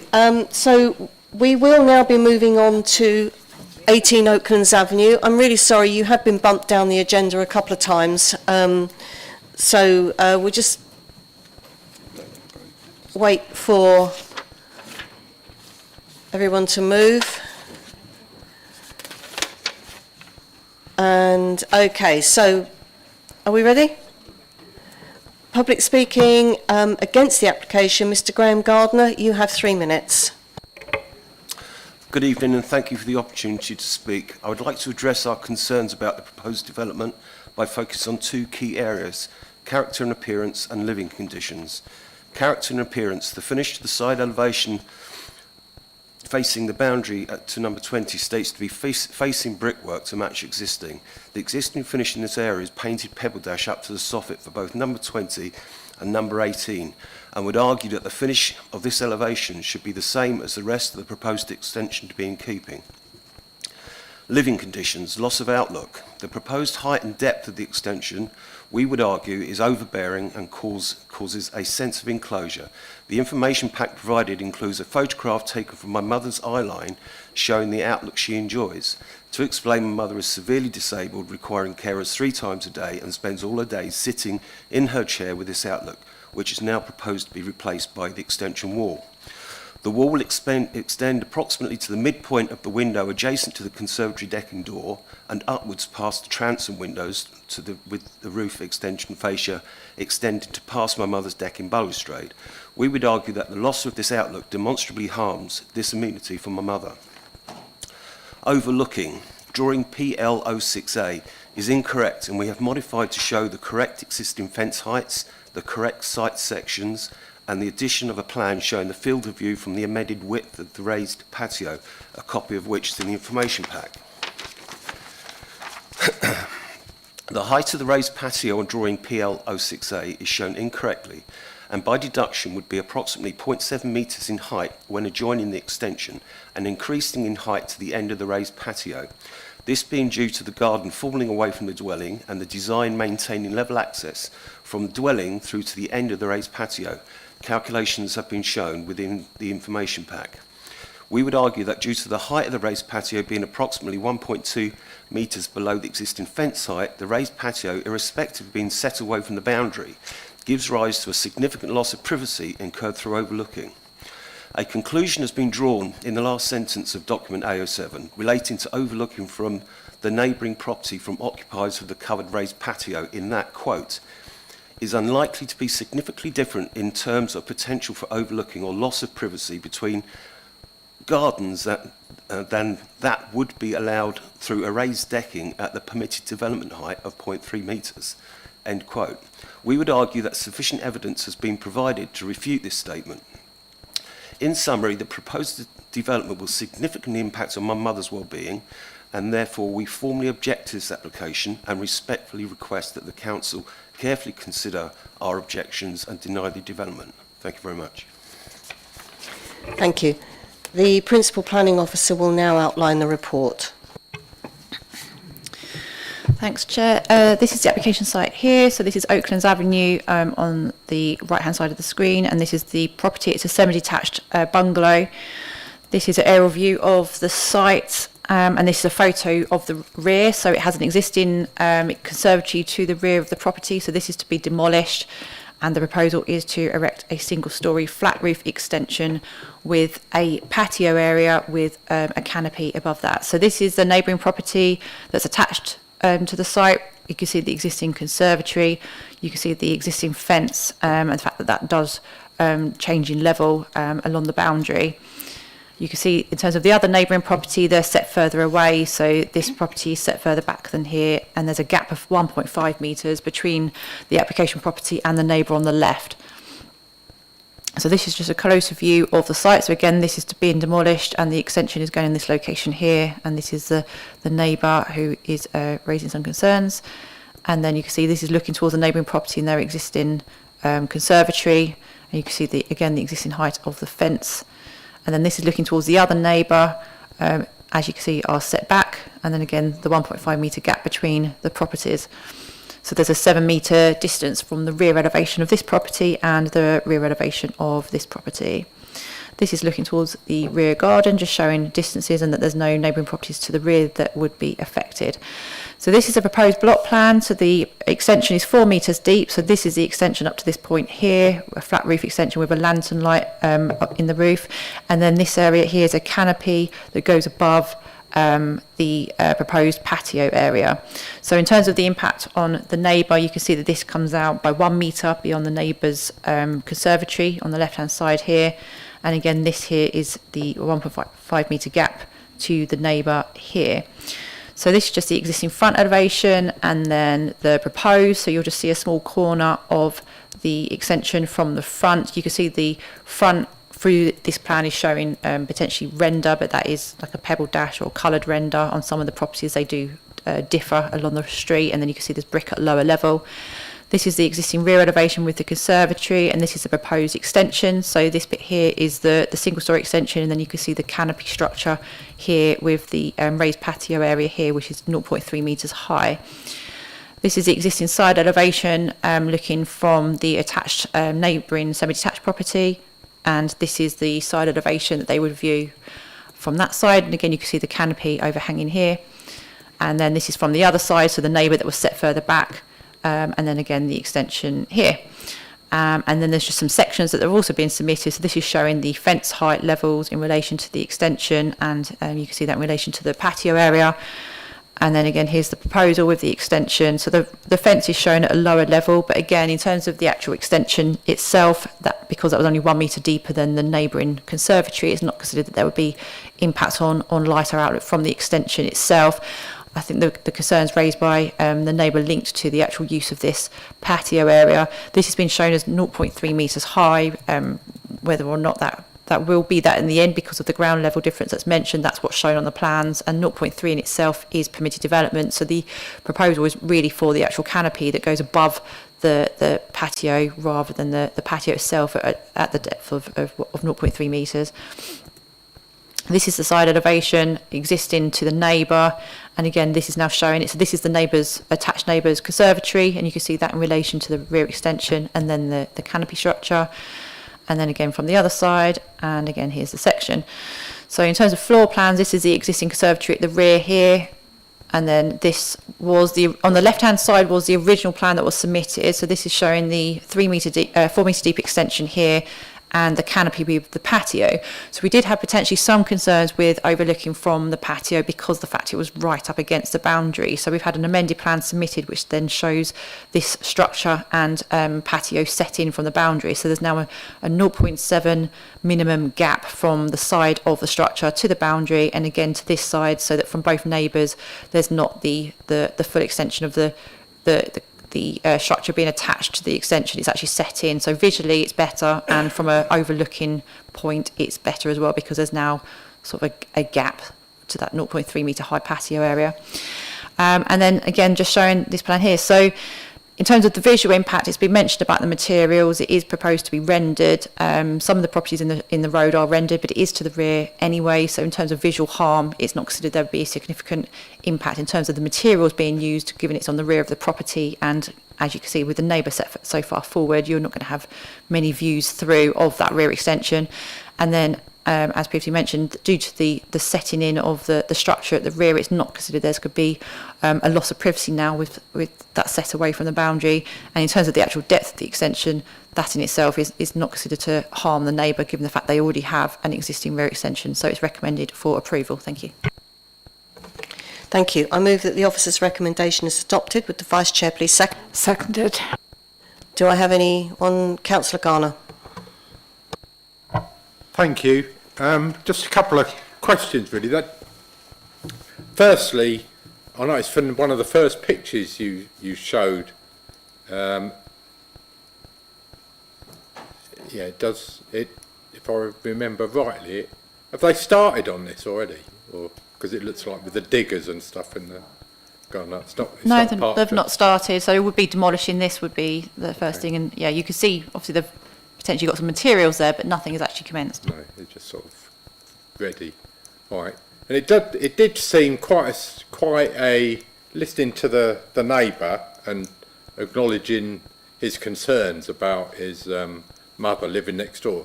Did seem quite a significant extension, and I can see how it could be have an impact on the light from on that conservatory and the potential for overlooking. So, you know, I can recognise those concerns, and it's.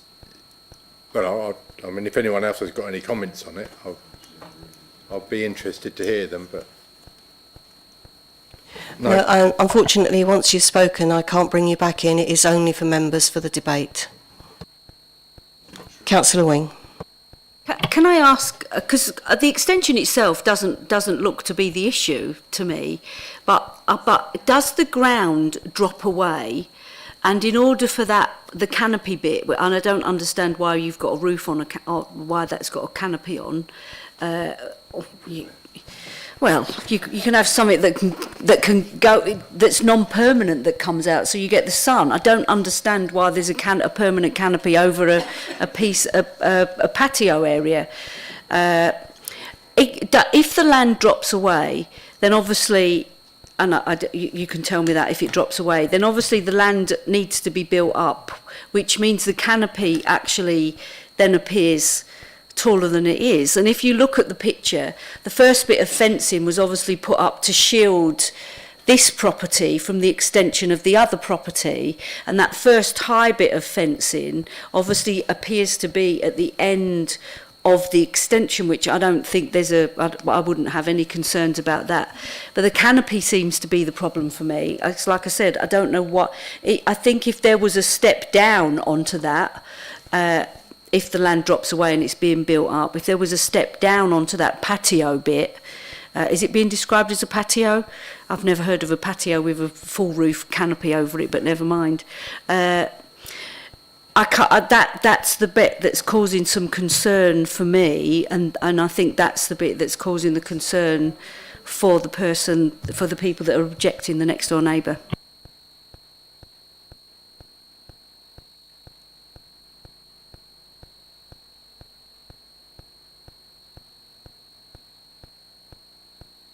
Councillor Matterface. Could we go back to the pictures of what the face on what it's going to look like? Because I'm picking up Councillor Wing's point.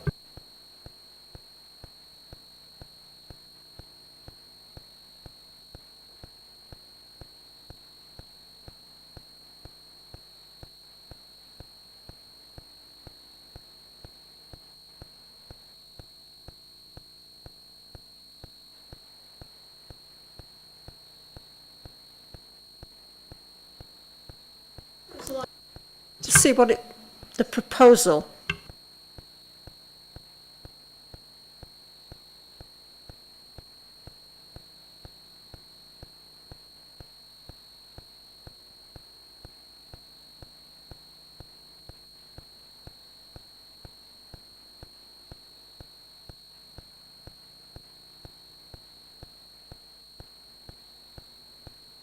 Is that the one you meant? Well, I'm just saying they're knocking down the conservatory, but this extension is going to be right across the back of the house. Is that right? That's a bit. Yes, that's right.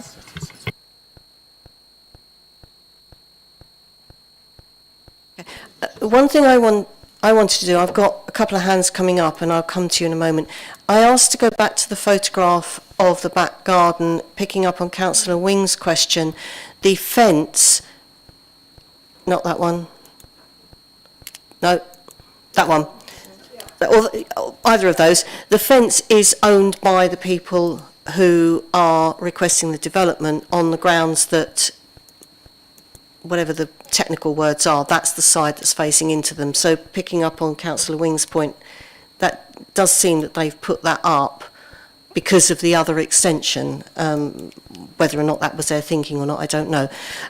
So actually I have got Councillor Makinson has indicated first, and then I'll bring you back in. Councillor Makinson. It was just a question on what is permitted development in this? You did mention it, but I didn't quite pick it up. Thank you.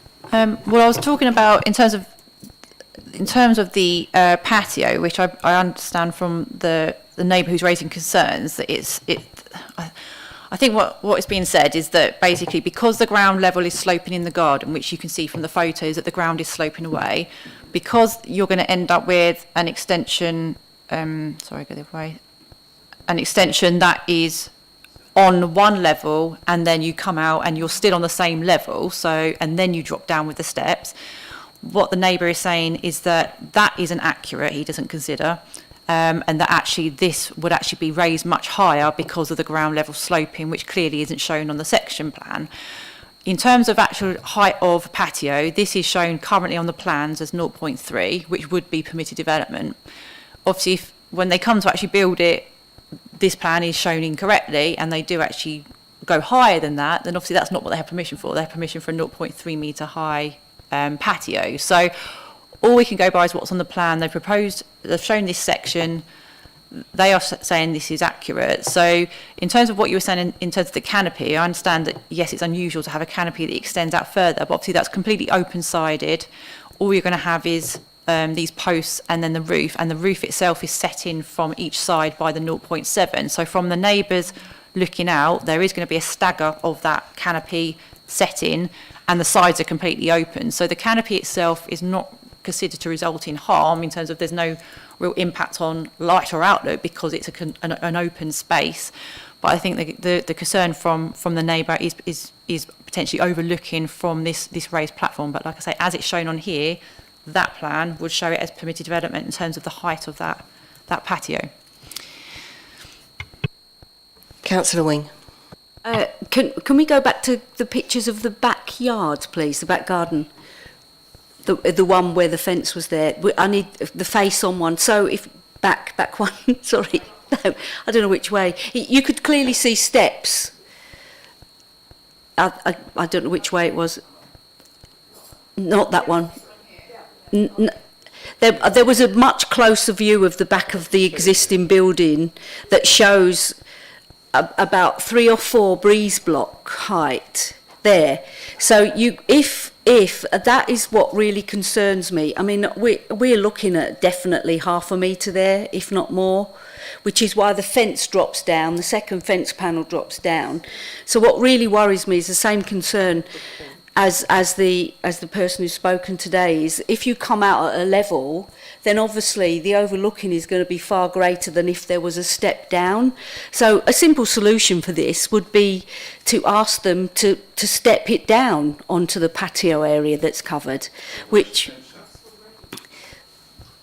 well, it would be, I think it would clearly be over 3 metres because the ground level is a lot lower at that point than actually the rest of the house. Councillor Alban. Yeah, thank you, Chair. I mean, I understand the speaker's concern for his mother and the issues that is going to take place with the building and everything of that nature, and it will have some effect. But I can find, for myself, I can find no reason to refuse this. Thank you.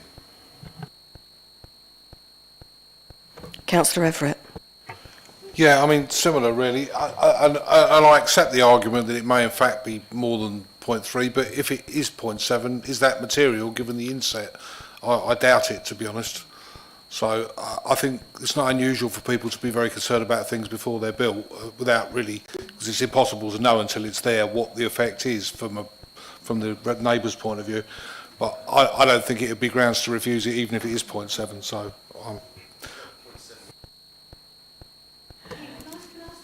Okay, Councillor Wing. So this is, the ground clearly drops away. So the plans should show the dropping away of the ground, which would then make that 3 metres higher than 3 metres. Can I just confirm, in terms of the 3 metres point, we were talking about obviously 0.3 metres, as in 300 mil is what we're talking about. I think to sort of summarise, the issue here is, from those photos, what they are proposing is a level access where you've got the existing door coming out the back of the property. It's a level extension. They're not changing the floor level. It's not dropping down within the extension. And then that patio area, which is covered, is at the same level. So to your point earlier about if that area was stepped down, then you would remove any potential for overlooking across the fence, which, as you say, drops down. Obviously, in our view, we don't consider there to be substantial overlooking across that fence due to where that area is, that patio area, and also taking account of the existing situation and how the relationship is. You can see there is currently that sort of raised area. There's a conservatory next to you at that point, but obviously, as I say, the fence then drops down, and you do have the views. Ultimately, if members do consider that they can't support this application, then, as mentioned, there are a couple of different options in terms of seeking amendments to either drop down that patio level, or, as mentioned sort of anecdotally, increasing the height of the fence and therefore blocking that view out that would give the privacy to the neighbour, or give more privacy, should I say, to the neighbour. So that would be an option, or if it's considered that it's so harmful that it cannot be overcome by those sorts of amendments, then obviously would be to refuse. But certainly, if members were particularly concerned about the impact on the neighbouring property, it would seem apparent that there are amendments that could resolve the issue. Okay. I don't have any other speakers, so we will now put the motion for the officer's recommendation for approval to the vote. Would those in favour please show?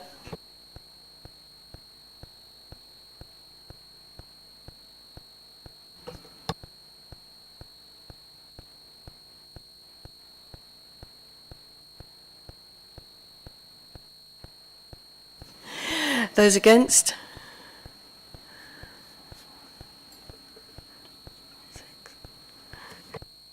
And abstentions?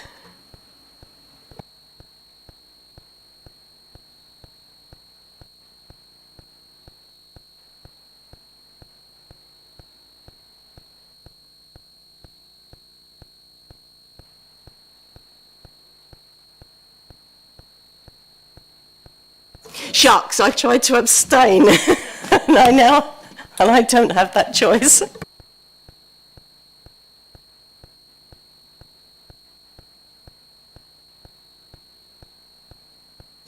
Okay, I'm going to vote against, but I do think we need to come back with some defer and return recommendations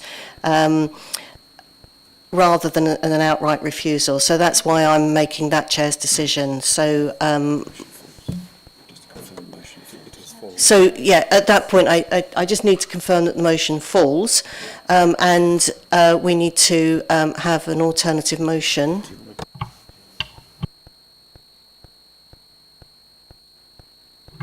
So there are a multitude of options here. Ultimately, the first one, and the most straightforward one, would actually be to request a privacy screen up alongside the patio. Above the finished floor level of the patio, 1.8 metres would cover the issue in terms of any overlooking. Alternative measures could be put forward, but I would suggest that the application be deferred to officers to subsequently be brought back to members to seek additional boundary screening to preserve the privacy of the neighbouring property. Councillor Garner. Yeah, at risk of, well, not at risk of anything. I think it would help us when it comes back next time with all these potential changes. If we'd been and had a look at it, been on a site visit, I think it'd be a lot easier for us to visualise exactly what we're talking about. We've talked about drop-aways, we've talked about overlooking. Can we have I'd like to propose that we have a site visit. Is there a seconder for a site visit? No, just you, Councillor Gar. Oh, Councillor. Oh, Councillor Wing. I don't think the fencing screening's enough, because I think that my preferred proposal would be to drop the patio area down. It's a patio area.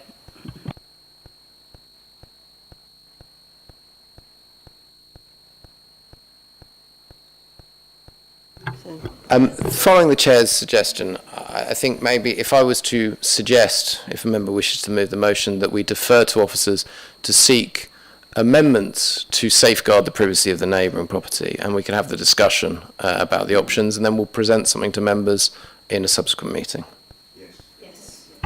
Would someone like to, Councillor Alban, Councillor Boyd, in that order, proposed and seconded? Those in favour? That's carried. Thank you. Right, we're not over yet, we're not done yet, as we all know. However, three of our members... Oh, did I say that's carried, that we are deferring and coming back? So three of our members of the committee are now leaving, as we are moving into the conclusion of public speaking section. So we'll let them go.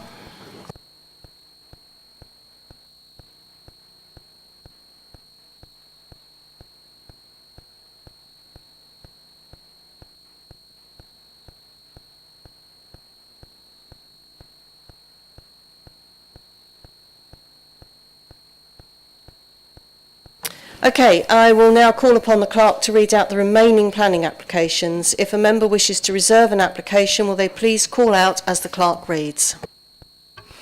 Thank you, Chair. We've got AO3 West Bay Kiosk, C Road, Westgate on C. The next one is AO4 Ramsgate Police Station, 2628 York Street, Ramsgate. Then we have AO5 Ramsgate Sports Centre, High Street in Ramsgate. AO6 AEM Limited, 15 Lay Road, Ramsgate in Kent. AO8 44 to 54 Turner Street, Ramsgate in Kent. Then we have AO9 Playground Labella Alliance Square, Ramsgate.